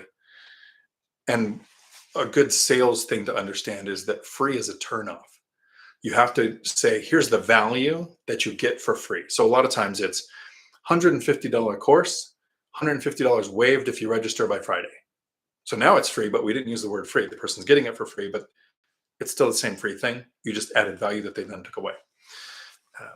Chester, Julie, somewhat. Remember, taxes are also expenses. And now we have Russian porn. I'll have to come through and block all these later. So, to the Russians in the house. Wy poнимаете по-русски? Я говорю, но не очень хорошо. Mark Ham. Does your son invest in rentals at all? So he is probably still here. Andrew, super proud of him. Went to college, racked up a bunch of debt to get a business information systems degree. My graduation present was to get him a CDL, paid for him to go through our CDL school, because at that time I wasn't one of the owners yet. So I paid him to go through the CDL school, got his CDL, got a driving job. Him and his spouse, they got I would say recently married, but like 3 years ago now. Focused and for 1 year paid off $54,000 in school loan debt and got to zero. Now they're in the process of saving their first down payment for their first duplex. So they are going to house hack duplexes. He is 30 something, born in 1989. I remember that.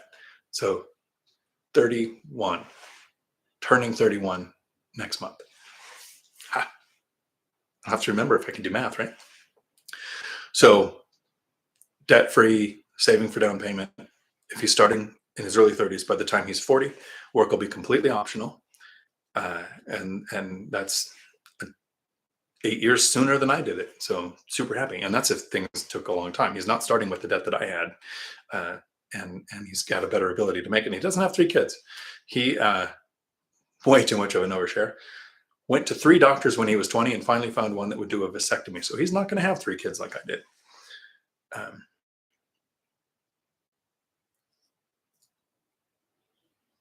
Damien, Phil Pozia, Damien Pusajovsky has a $40,000 course. Ridiculous. Absolutely.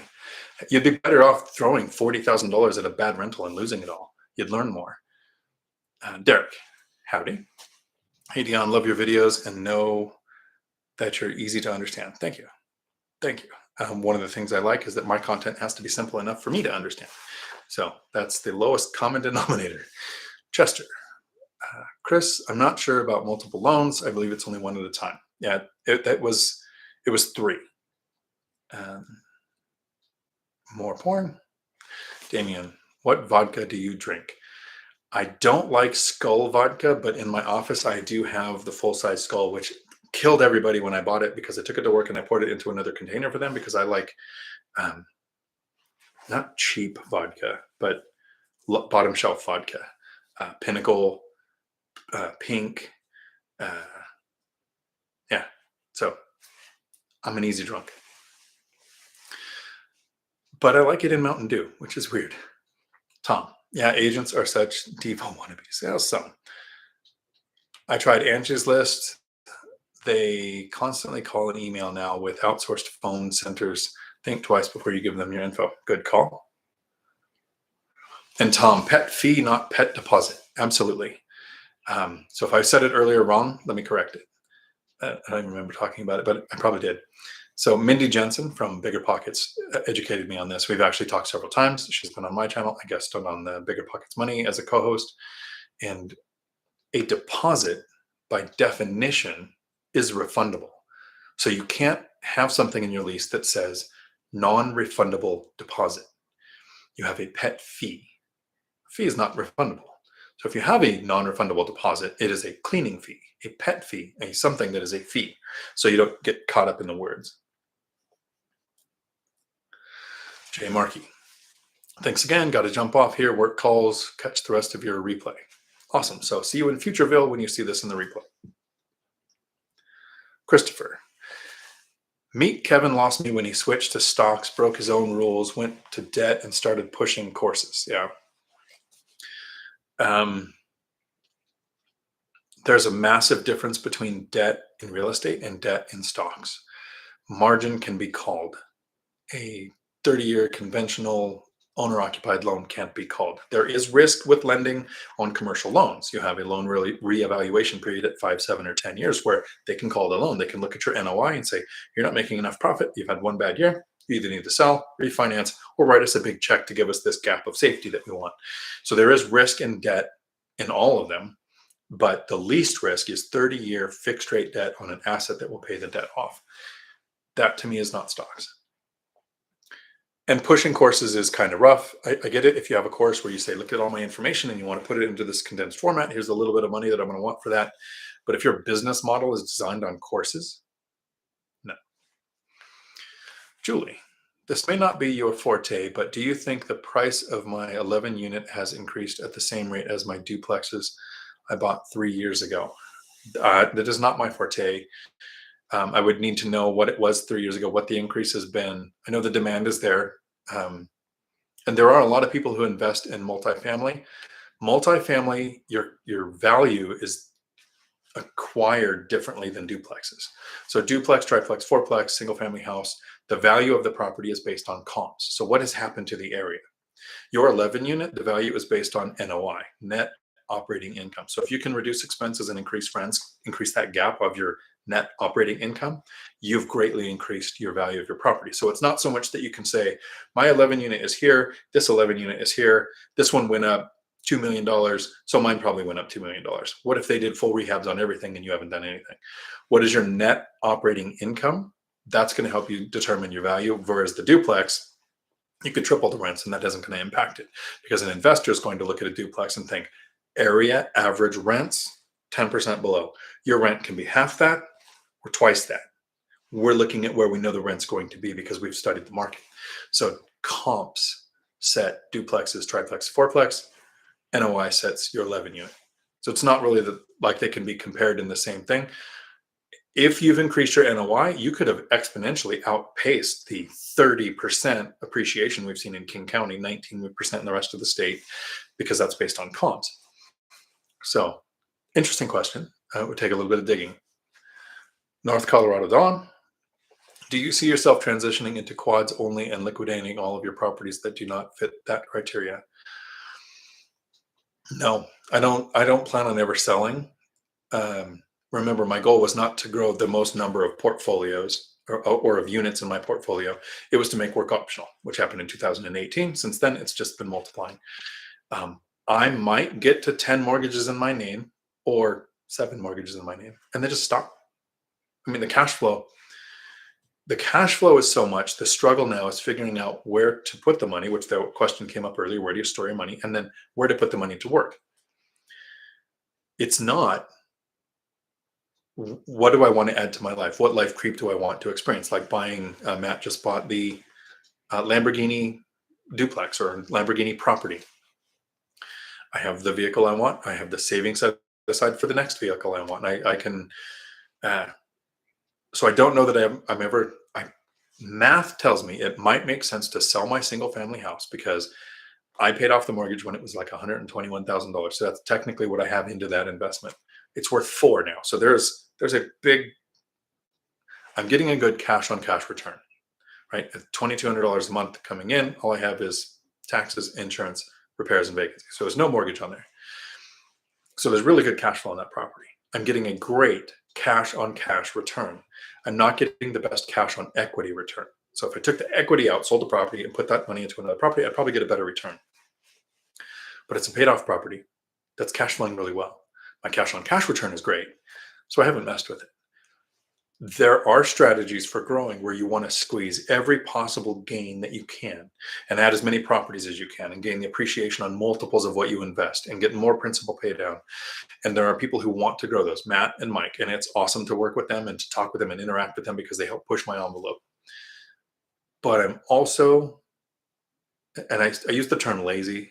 It's, I did in one of my live streams once that the bartender method of real estate. And this is bartender advice. When you are somewhere, think of where you want your portfolio to be. How many units, what cash flow, what are you looking to happen? When you get there, you're going to want to be somewhere else. It's more cash flow, it's more units, it's more people to help, it's something. At some point, we have to figure out how to be not content, but happy where we're at. And from a little over 10 years ago, single parent, 3 kids, $89,000 in bad debt, making $17 an hour, to I could buy any vehicle I want on the planet. I can live in any country that I want. I don't ever have to work again in my life. Not only am I content, but I'm extremely happy. I'm so happy. I want to experience that again. I want to experience going from bad debt to income, not having a lot of money, to financial freedom. And the way that I experience it is sharing the information and you guys telling me, I just got my first deal. I just made my first offer. I just talked to my first lender and now I know how much I can borrow. Like, that's me experiencing going from, I get the people bumps, from the bad situation to a situation it took 10, almost 10, it took 8 years to get to that point, but I would definitely do it again. I don't have to. I could share it and experience you guys doing it again. And then I'd meet people like North Colorado Don, whose portfolio is bigger than mine, and he's been doing this longer and he makes more. And Matt, same thing. And Mike, same thing. And I push my envelope. So kind of keeps going. Keith. And then my chat moved. Howdy. Christopher. Would stop buying cause you to worry about the where do I put my money problem?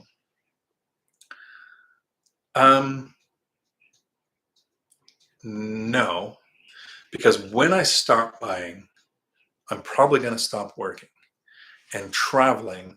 And I think Matt, the lumberjack landlord, explained this really well in a video when we were talking about how much is enough. Airbnb in the right place, not worrying about expenses, being able to help other people without worrying about ever getting the money back. I don't think I'll ever have that problem. Right now, it seems like I have that problem because I'm still adding units. So I'm still hunting for deals, which is kind of a hobby more than anything, right? I like to look at deals and run the numbers. I don't think it's going to add to it. I think it's going to play mental games with me because we depreciate a property over 27 and a half years. When we have a mortgage and we're doing depreciation for 10 years, I've never paid a penny in rental income tax. 6 figures of profit last year, not 1 penny in rental income tax. Now, a ton of property taxes were paid by my tenants, but I'm not paying rental income tax.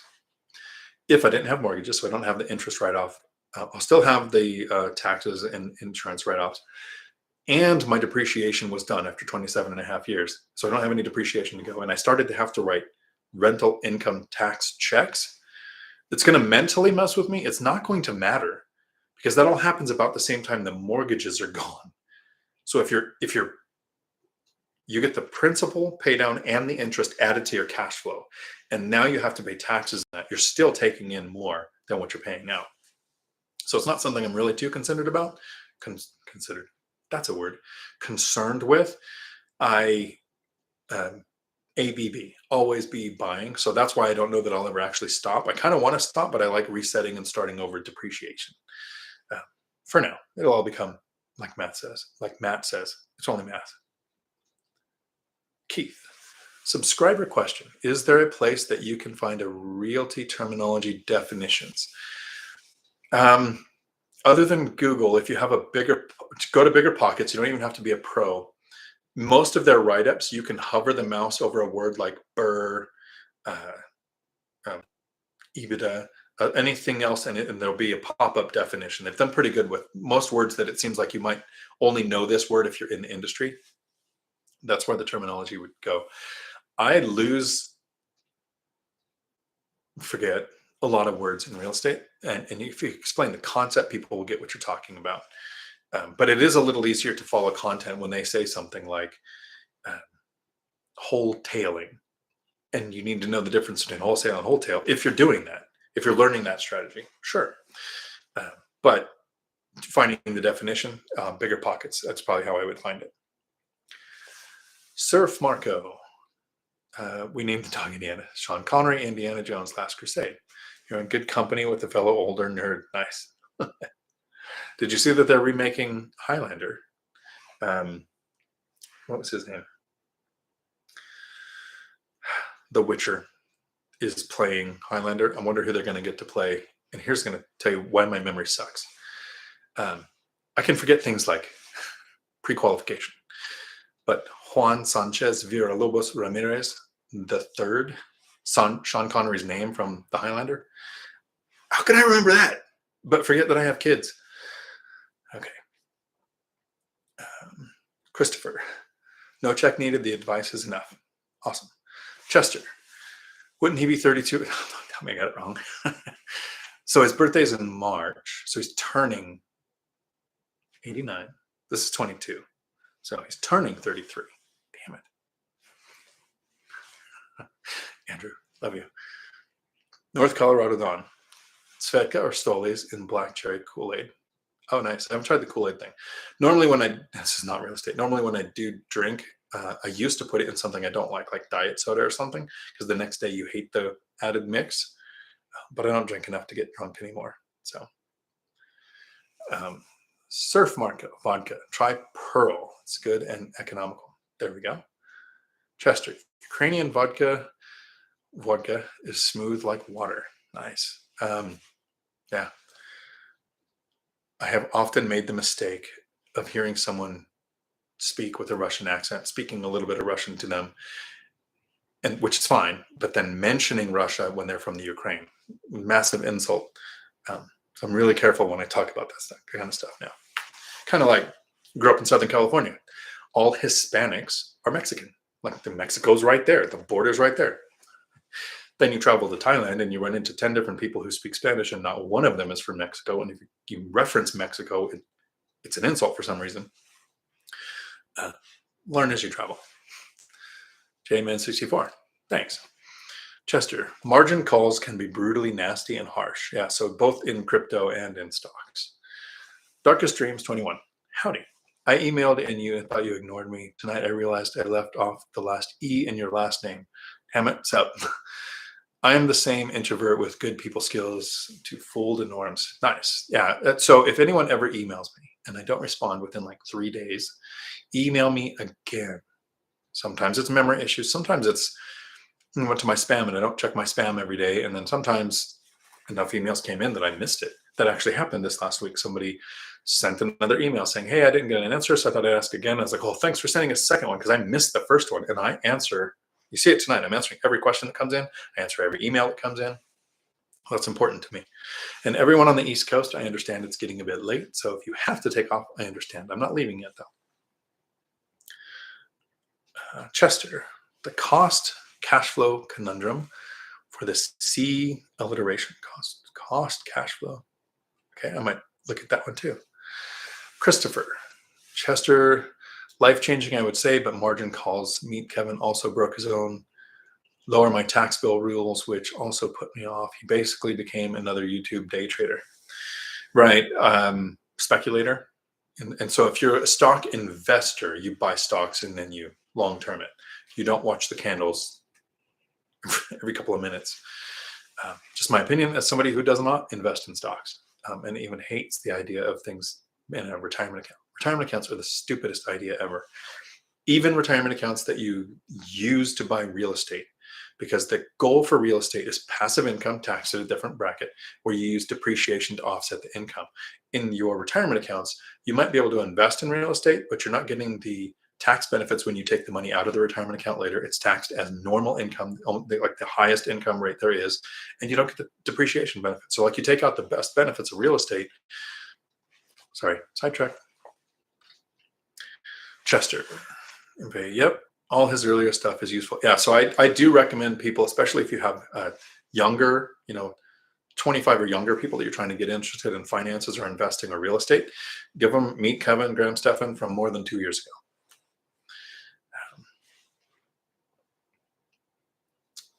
His stuff now wouldn't recommend to anyone. The current stuff, not so much, unless every now and then they have that fundamentals video that comes out. Legacy OPP, howdy, unless it's Legacy OP. Yeah, but it all changes with the pet fee and non-refundable deposit when the renter gets a doctor's note for emotional support. So that's one of the reasons why I actually allow pets. I've never had to worry about a tenant absolutely fictitiously lying about this pet thing that they printed out from the internet. I just let pets happen. Keeps tenant turnover low and increases the demand on my properties because so many landlords don't allow pets. So, and I've said it, almost all of the damage to my properties has been by kids, not pets. On pets, oh, they tore up the trim on a door. It's so horrible. It was a $20 piece of wood and some paint.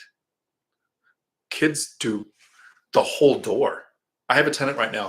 When she moves out, there's 3 interior doors. There's 2 more that I haven't looked at, but there's 3. They literally have tape over the holes. And I went in to fix something one time. And I was like, your doors are all punched holes. And I said, do you want me to put in new doors? And she goes, no, because you're going to charge me. And they're just going to put the holes in them again. So she says, when I move out, take it out of the deposit. I've never had pets put a whole bunch of holes through doors. Yeah.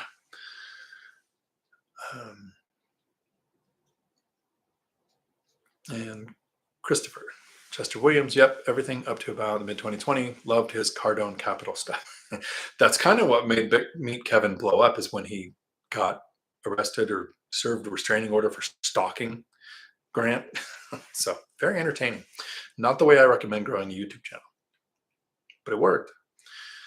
So Chester, when would it make sense to have a better return on equity or a better return on cash? If you're trying to scale and grow to a much larger portfolio than what I want enough properties to where I have like 3 or 4 times my living expenses, so I can really just kind of goof off and splurge and not worry about it. But if your goal is to grow real generational wealth of tens of millions and you want to recycle capital. So there's a difference between what Matt the Lumberjack Landlord and Michael Zuber do. They recycled capital. So buy a property, a couple years of appreciation goes by, a couple years of principal pay down happens. You either sell, 1031, cash out refinance, take out a home equity line of credit, take that capital, greatly reducing the cash flow, put that capital to use in another property, which then has cash flow. And now you're collectively, cumulatively, doing better than you were with the one property. Totally makes sense. Great strategy. I recycle cash flow. So when the first property started to cash flow and I started house hacking, and the reduced housing expenses added together, instead of getting a nicer car, taking a vacation, or getting a soda with my meal when I went to dinner, I took all of the extra money into the next deal. Still doing it. 100%, every single penny I make from my W-2 job goes into an account. I've never seen or touched or cared about the money made from my job. I work this job because I love it. About 65 or more percent of what I make from rental profit goes into that same account. So it is snowballing into the next purchase. I'm not having to do home equity line of credit. I'm not doing a cash out. I'm not doing a sale in a 1031. I'm growing money. I'm not doing like Matt, buying 10, 15 deals in a year. I get it. He's growing a massive portfolio. You're killing it. I'm adding 1 or 2 properties a year with strong cash flow. A lot of people talk $100 or $200 a door. In his market, he's getting like a 20, 25% return. So Matt is a wizard at this stuff. I'm getting an average of $630 cash flow per door. I don't shoot for a cash flow per door. That's just the average, because I'm never pulling money out and I'm saving down payments and putting the money to work. So I have a better cash flow position, which works for my strategy. What is your ultimate strategy? Is it financial freedom? Is it a machine that then perpetually grows itself? Is it something I can't think of that is a different strategy that would require a different goal set? So that's when it would make sense to use the equity, more important, and the voice is completely going away now. Use the cash flow. I use the cash flow to add the assets. You can use the equity to add the assets, which would be faster. So it would be case by case basis. And that was, where was I? That was from Chester. So Surf Marco, can you review some of your economic drivers to invest in an area? Sure. Um, I live next to a military installation. So the size of that installation, there's over 40,000 people stationed on JBLM. So it's like a small city. That is one economic driver. There can be a BRAC meeting, base realignment and closure, and all of a sudden JBLM is gone. So if I had 100% of my units with either service members or people who work on base, 100% of my portfolio could be impacted by the base closing. So that's one economic driver. Large hospitals, so you have traveling nurses, increased demand, people who actually work there that aren't traveling. Colleges, so you have rent by the room options, facility maintenance, all the people that work at the college. Again, colleges are like small cities. Boeing or Amazon are large companies, but again, they could move away. So it's only one economic driver. An economic driver that a lot of people forget to usually mention, and I do sometimes too, sometimes I forget things, is population. I like a population of 100,000 or more so that several businesses can move away, still people to do rentals. If there's no base, I want a port and a college and a hospital. If there's no hospital, I want a base and a college and a port. If there's a population of only 30,000, I want several different economic drivers. So it doesn't matter really the population, but a large population counts as an economic driver. If you're in an area and there's no Boeing terminal, doesn't mean there's not other businesses. Doesn't mean that there's not a base. Doesn't mean that there's not a hospital. So it's a combination. I want at least 3 in the areas where I invest. And I want my property spread out. So I don't have 3 duplexes right next to the college. And then a pandemic hits and everybody trains from home. Right? I want some next to the hospital, the base, the port, the boondocks. And on the base, most bases are set up the same. You'll have the military installation and then a large population. On the other side, it's more rural. So in our area, we have Joint Base Lewis McChord. On the top side, we have Tacoma, Lakewood, Compton, a big population area. So I've got a couple rentals in there. I have 2 rentals out here in the boondocks, one in a town called McKenna that I think has about 400 people in it, and a town called Yem that has about 30,000 people in it. People stationed on a base are from all over the country. And when you have somebody from New York who joins the military, if they get stationed on JBLM, they're going to live in Tacoma. They need the city around them. If you get somebody from Duluth, Montana who joins the military and they get stationed on JBLM, they're going to want Yelm or McKenna or Roy or the country living. So that military installation, while it is only one economic driver, is large enough for me to look at 2 different areas because different people look for different things when they're renting. Don't know that I've ever said those words out loud before, but it's actually something I use in my criteria. Where are we at? 8:17, so I know to remember that for later.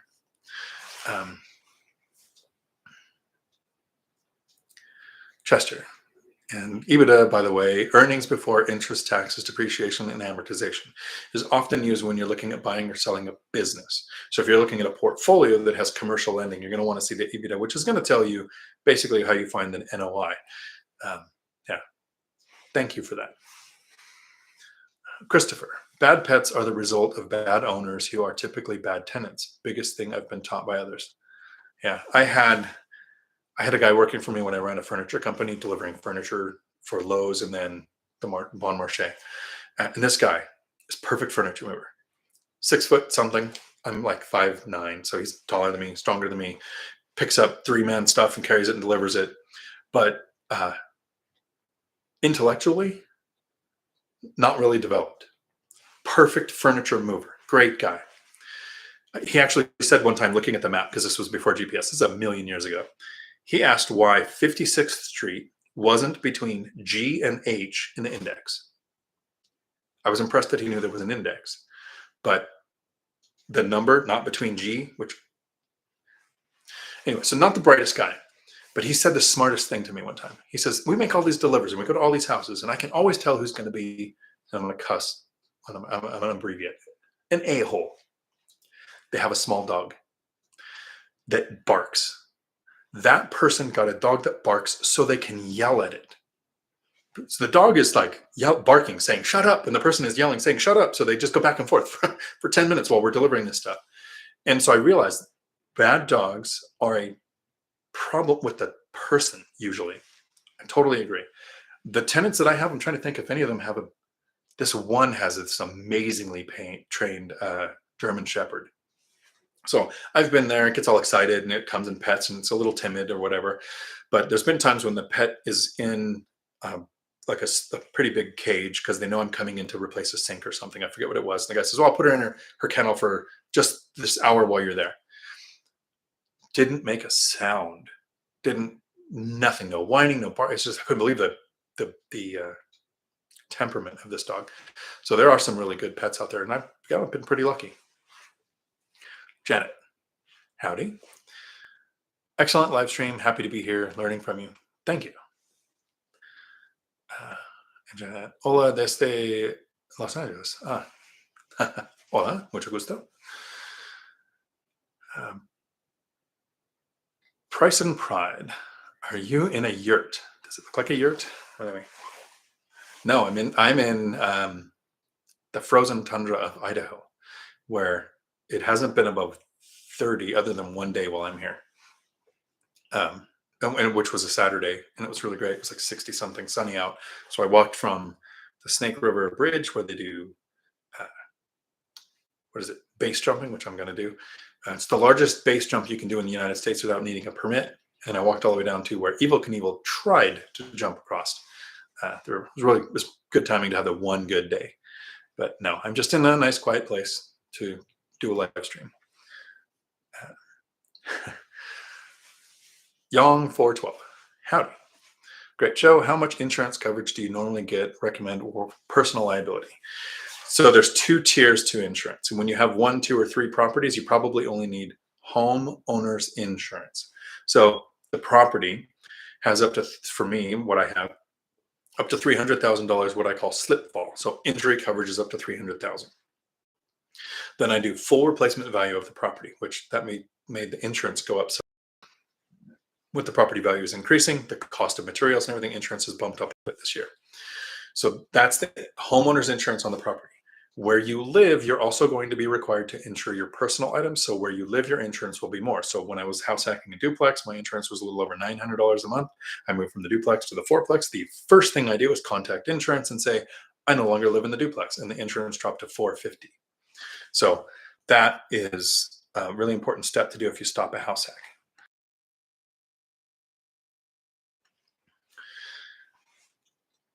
I got it at 4 properties, but I probably should have done this at 3. As soon as you have enough assets for people to pursue, because an LLC does not provide any asset protection unless you have partners.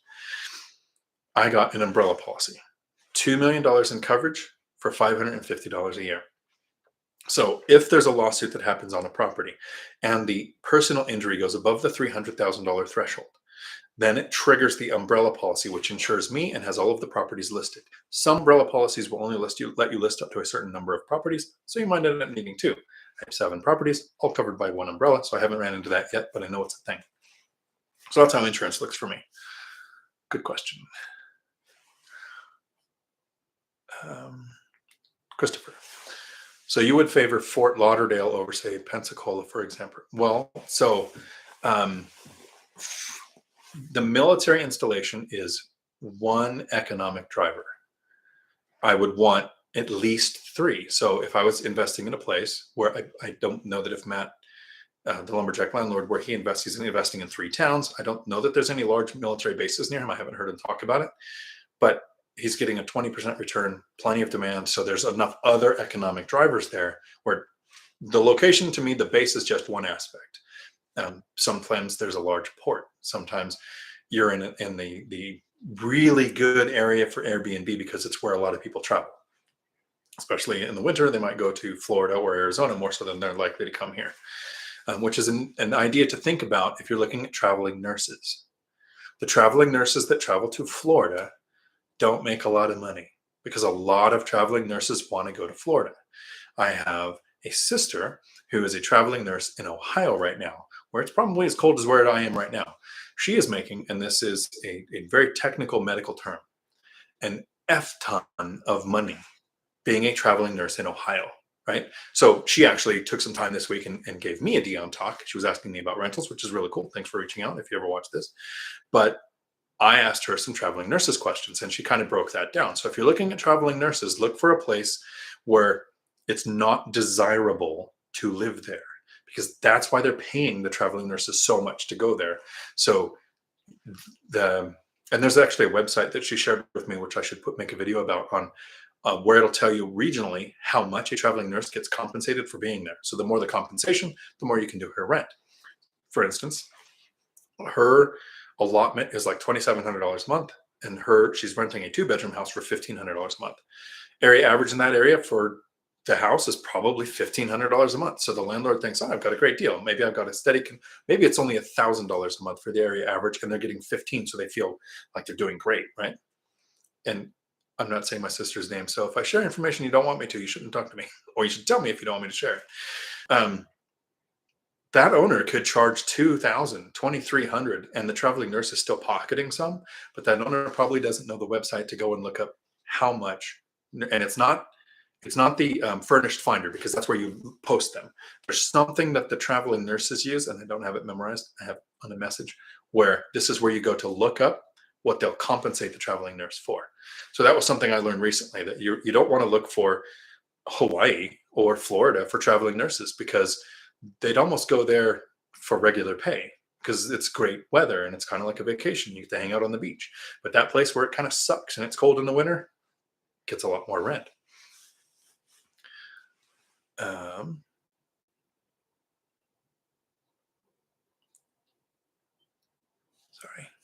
And I'm moving the wrong thing. There we go. Chat moved. Chester, Joint Base Lewis McChord. Yes, JBLM. So it's Army Base, Air Force Base together. Combined, there's a population of over 40,000 there. So it's pretty significant. And it really worked out for me because I was living in the area. I had moved from California to Washington. My brother ran a tree service after getting out of the Marines. I was homeless in California for a while, moved up here to work with him in logging. And two things. Tree work is hard. It was actually one of the reasons why I joined the Marines, because the Marine Corps was so much easier than tree work. And two, working with family sucks, like a lot. So I didn't end up with him, got into driving before becoming a police officer. So I was already in the area, and I had never actually really been on JBLM much. It's Army and Air Force, and as a Marine, I had no reason to go on there. But having it as an economic driver, I only allow 30% of my units to be military or people who work on the base. I prefer 1/3 military, 1/3 Section 8, and 1/3 working or retired, so that if something does change, like the base going away or prolonged government shutdown or a pandemic, which I'm not sure we'll ever see in my life because it's kind of rare, but if we ever had a pandemic, I would only want something like my people that are working or retired to be impacted, so that I'm still getting Section 8 payment and the military still got paid. So that's a way of diversifying and protecting the portfolio. Tom Kine, North Colorado Don, do you have a channel? Not yet, but I think he's coming on One Rental and the Lumberjacks and my channel. We've arranged to connect and get that done soon, because you've got some good information to share. And I think you might have actually been on the Lumberjacks. I have got a list of ones that I still need to go through. So looking forward to that. Chester, it's still an adjustment to get used to saying joint base. Yes, it wasn't joint base for a long time. I always slip up and say Andrews Air Force Base instead of Joint Base. Yeah, well, I still call it McChord. I do a monthly brief for the Informed Decision Seminar. So if you're in the Air Force, instead of getting taps when you go out and you get your transition sessions, this is how you get out. In the Air Force, when you come up close to the end of your current contract, they let you learn to make a decision informed. Do I want to get out or do I want to re-enlist? And so I do a once a month brief there, and I always call it McChord, even though it's JBLM. So I still slip up too.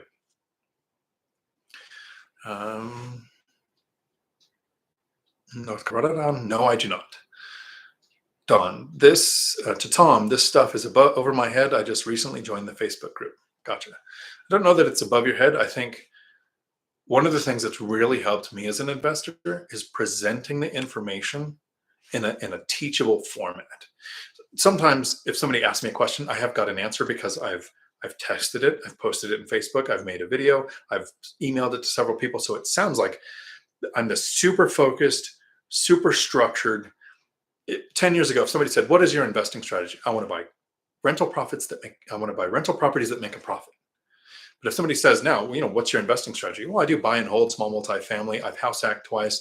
I like to get a 10% or better cash on cash return with a diversified portfolio, kind of spread out with, three different types of tenants: military, Section 8, and working or retired. Like, it sounds like I've got this system, which is really, I've had to explain it to people. Here's why I make the decisions I do. And that's helping me clarify and refine. So, Don, as you're getting into helping other people and sharing your story, it's going to help you.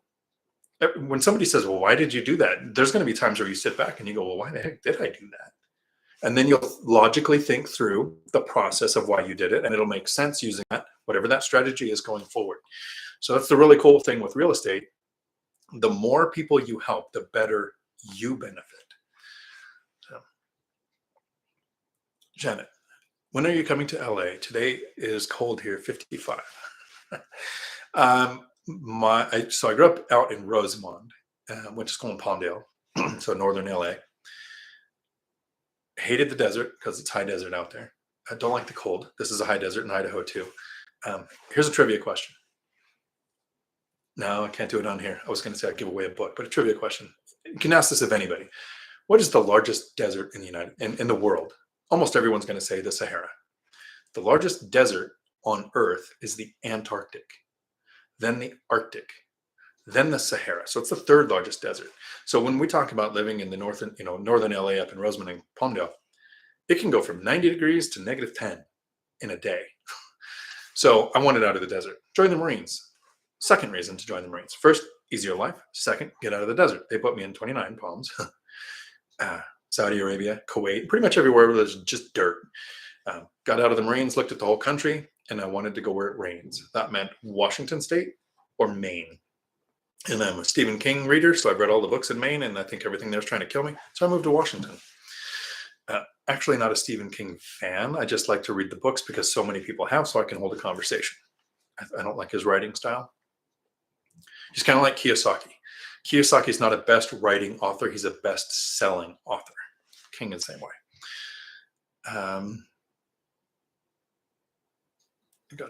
Coming to LA. So when I moved out of California, I actually told my mom, if you want me at your funeral, you're going to have to come to Washington to die. So not currently on my list to go to LA, although I might make a surprise visit sometime and go and see Michael Zuber. Trying to do a Three Amigos meetup. I'm hoping we can get Mike to come to Vegas. I think that's kind of the easiest place to get in and out of, cheapest flights. And maybe there's a few things to do when we're not all meeting up. Dawn, it was only 61 here in Phoenix. Yeah, that's terrifying. It was, I think it hit 31 today, maybe. So it was fun the other day. I got in one of our dump trucks and delivered a bunch of gravel to do our yard work at the CDL school. And so I was on the fourth load when the ice finally melted off the hood of the truck. Now imagine how warm the semi hood gets to where it took 4 dump truck loads before the ice was gone off the hood. And it wasn't even really gone. It was just thin enough to where I could start to see the hood. Yeah, it's cold. And I think we're almost done here because we're over the 3-hour mark and there's a bunch of people who are up past their bedtime on the East Coast. Where were we? Okay. Lumberjack landlord. In my first 10 years, I only did 1 or 2 a year. In 2020, I did 4. In 2021, I did 10. No growth goal, but rather reinvest than pay more in taxes. Hit that like button. He's earned it. Thank you. Yeah. So there's an income snowball. And so I went from buying 1 every 2 years to buying 1 or 2 every year and buying larger, more expensive places, looking for that $1 million fourplex. And then you've continued that, Matt, with recycling the equity, recycling the cash flow, and you're just growing like a machine. It's beautiful. Phil, howdy, thanks. Yep, great show tonight. Chester, lumberjack landlord sounds like a compounding snowball effect. Exactly. Lumberjack landlord, shipyard, State University within an hour of Boston, 55 minutes to Portland, Maine, 7 minutes to Ocean. Those are the drivers here. Good. So, and that's the thing, the drivers, 2 or 3 or 4 things would have to change to be any real impact to your property. Tom, people give me their money. That's my economic driver. Yeah, I had a It's been a minute, but I was dating a girl, believe it or not. There was a girl who spent some time with me. It's really weird. And her daughter was 17, maybe 16. Because I taught her how to drive too. So she must have been like 16. Never had any interest in rentals, wouldn't talk about it. Hated the idea of, mom and Dion go away on a Saturday and they do work on a rental and they come back. What's the point? But we were at the house one time and unit 4 came over and knocked on the door and he said, "Hey, I'm really sorry to interrupt you. Um, the ATM wasn't working and I've got this Venmo problem and can I pay you the rent in cash this okay, like literally a wad of 20s to pay $1,800 rent." He's like, "Can I just give this to you now?" And I said, "Sure, I'll text you a receipt. So as long as there's an electronic thing or an email or whatever, I'll take the rent. It's pretty rare, but I'll do it." Her eyes got this big. She's like, "People just give you money? That's a thing?" And so then she started looking at real estate and went from there. But yeah, people giving you money is a strong economic driver. It's one of the cool benefits to real estate. Call it horizontal money, money that comes in while you're still laying down. Um, Lumberjack landlord. Chester, yes. Spend so I don't pay. Currently my driver. Yep. It's like we have a tax incentive program. Two things. One, there's motivation.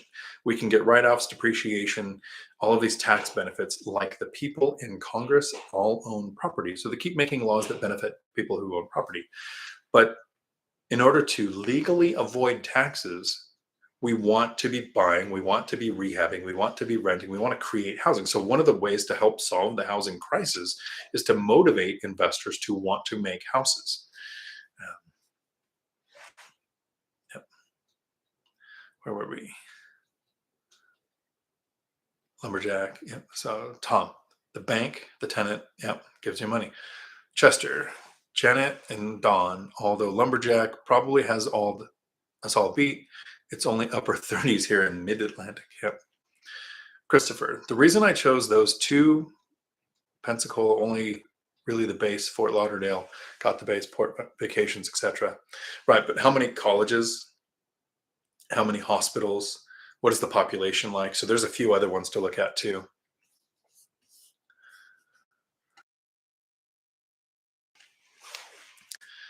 And I'm probably going to be wrapping up here pretty soon because it is getting kind of late for everybody. So if there's any more questions, if you could get them in, that would be great. Um, where was I? Oh, my chat got small.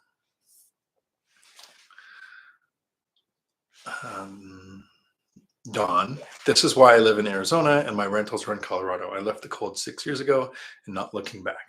Smart. Lumberjack, nice and warm, 47. Oh, that is kind of nice and warm. Holy moly, heat wave. Exactly. From Don.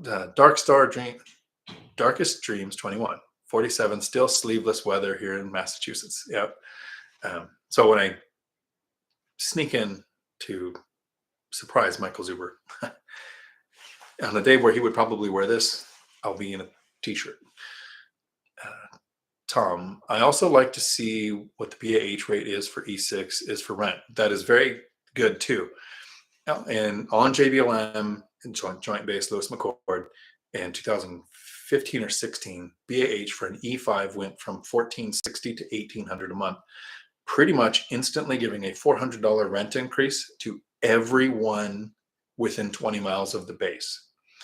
BAH, basic allowance for housing, tells a military service member what they're going to make if they live off base. If they live on base, they're compensated with the house. If they live off base, they're going to make that much money extra. But that's tenant demand. And remember, expenses and what someone paid for rent last year does not set the rents. Area average rents set the rent. So if you find out the BAH for E5 or E6, it's probably the good metric to go off of.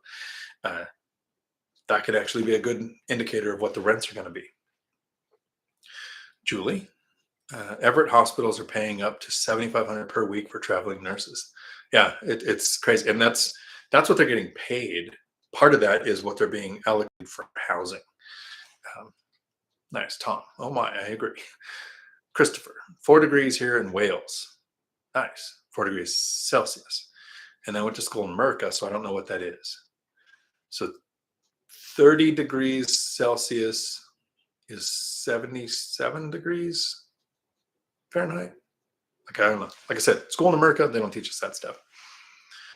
Darkest Dreams 21. You didn't give me a chance. I knew that one. Antarctica. Right. That's why I didn't want to do like a trivia thing, is because somebody might know it, but it'd be really easy to Google largest desert. Yeah. North Colorado Dawn. My sister-in-law was one of the ghosts in the remake of The Shining. Nice. I have an uncle who was the Tin Man in the original Wizard of Oz, like a second removed uncle. And if you are ever interested, I've been an extra in movies. I was in Get Carter with Stallone and Mickey Rourke. I drove a scene. You actually see a Wilcox truck where they almost hit a car, and then I drove a blue truck and skidded where they hit a car. And then I was an extra in a dance club scene, and I literally have hair to my belt that's all curly, so it's not easy to recognize. And then I'm in another movie with Jared Leto, Jake Gyllenhaal, and Selma Blair, where it's called Highway. John McKinley's in it too. But I had trucks, and I would do the truck extra thing, side hustle. They'd give you $250 a day, and then $100 a day as an extra, so I get to use the truck and position it wherever I want, and then I get to be the extra in the movie. So that's a lot of fun. Really cool thing with that, though, was hanging out with the actors and getting the food off the crazy food trucks that they bring to the sites. So that to me was more fun than the money from the side hustle, because my trucks could make $700-800 a day in profit, where I could go and be an extra and make $4. So things you know. Chester, that's the one thing I like about a quote I heard about value. The market pays us in proportion to the amount of value we bring to the market. Absolutely. Yep. Chester, thank you, Dion. Extremely valuable as always. Thank you. Christopher, thanks, Dion, again. Off to bed. Catch you next time. Thanks. Tom, great entertainment info tonight. Dion, thanks. Thank you. Christopher, multiply by 2 plus 30 is the basic sum for Fahrenheit into Celsius. We had to learn both. Multiply by 2 plus 30. So you said it's 2 degrees? So it's 34 degrees? That's nice and cold. So 38. See, I even screwed that up. Oh, you said it was 4 degrees. That's right. Okay. Has to be. Multiply by, I'll never remember that, but that's cool. If there's any truck drivers watching, here's a really simple trick to teach a new truck driver. If you look at an RPM gauge, you're going to see 15 miles an hour, 25 miles an hour, 35 miles an hour, 45 miles an hour, 55 miles an hour, 65. The RPM, not the speedometer, sorry. The speedometer, not the RPM gauge. The speedometer will tell you what gear to be in. If you look at the speedometer and you see 15, 1 plus 5 is 6. So at 15 miles an hour, you're going to be in 6th gear. 2 plus 5 is 7. So at 25 miles an hour, you're going to be in 7th gear.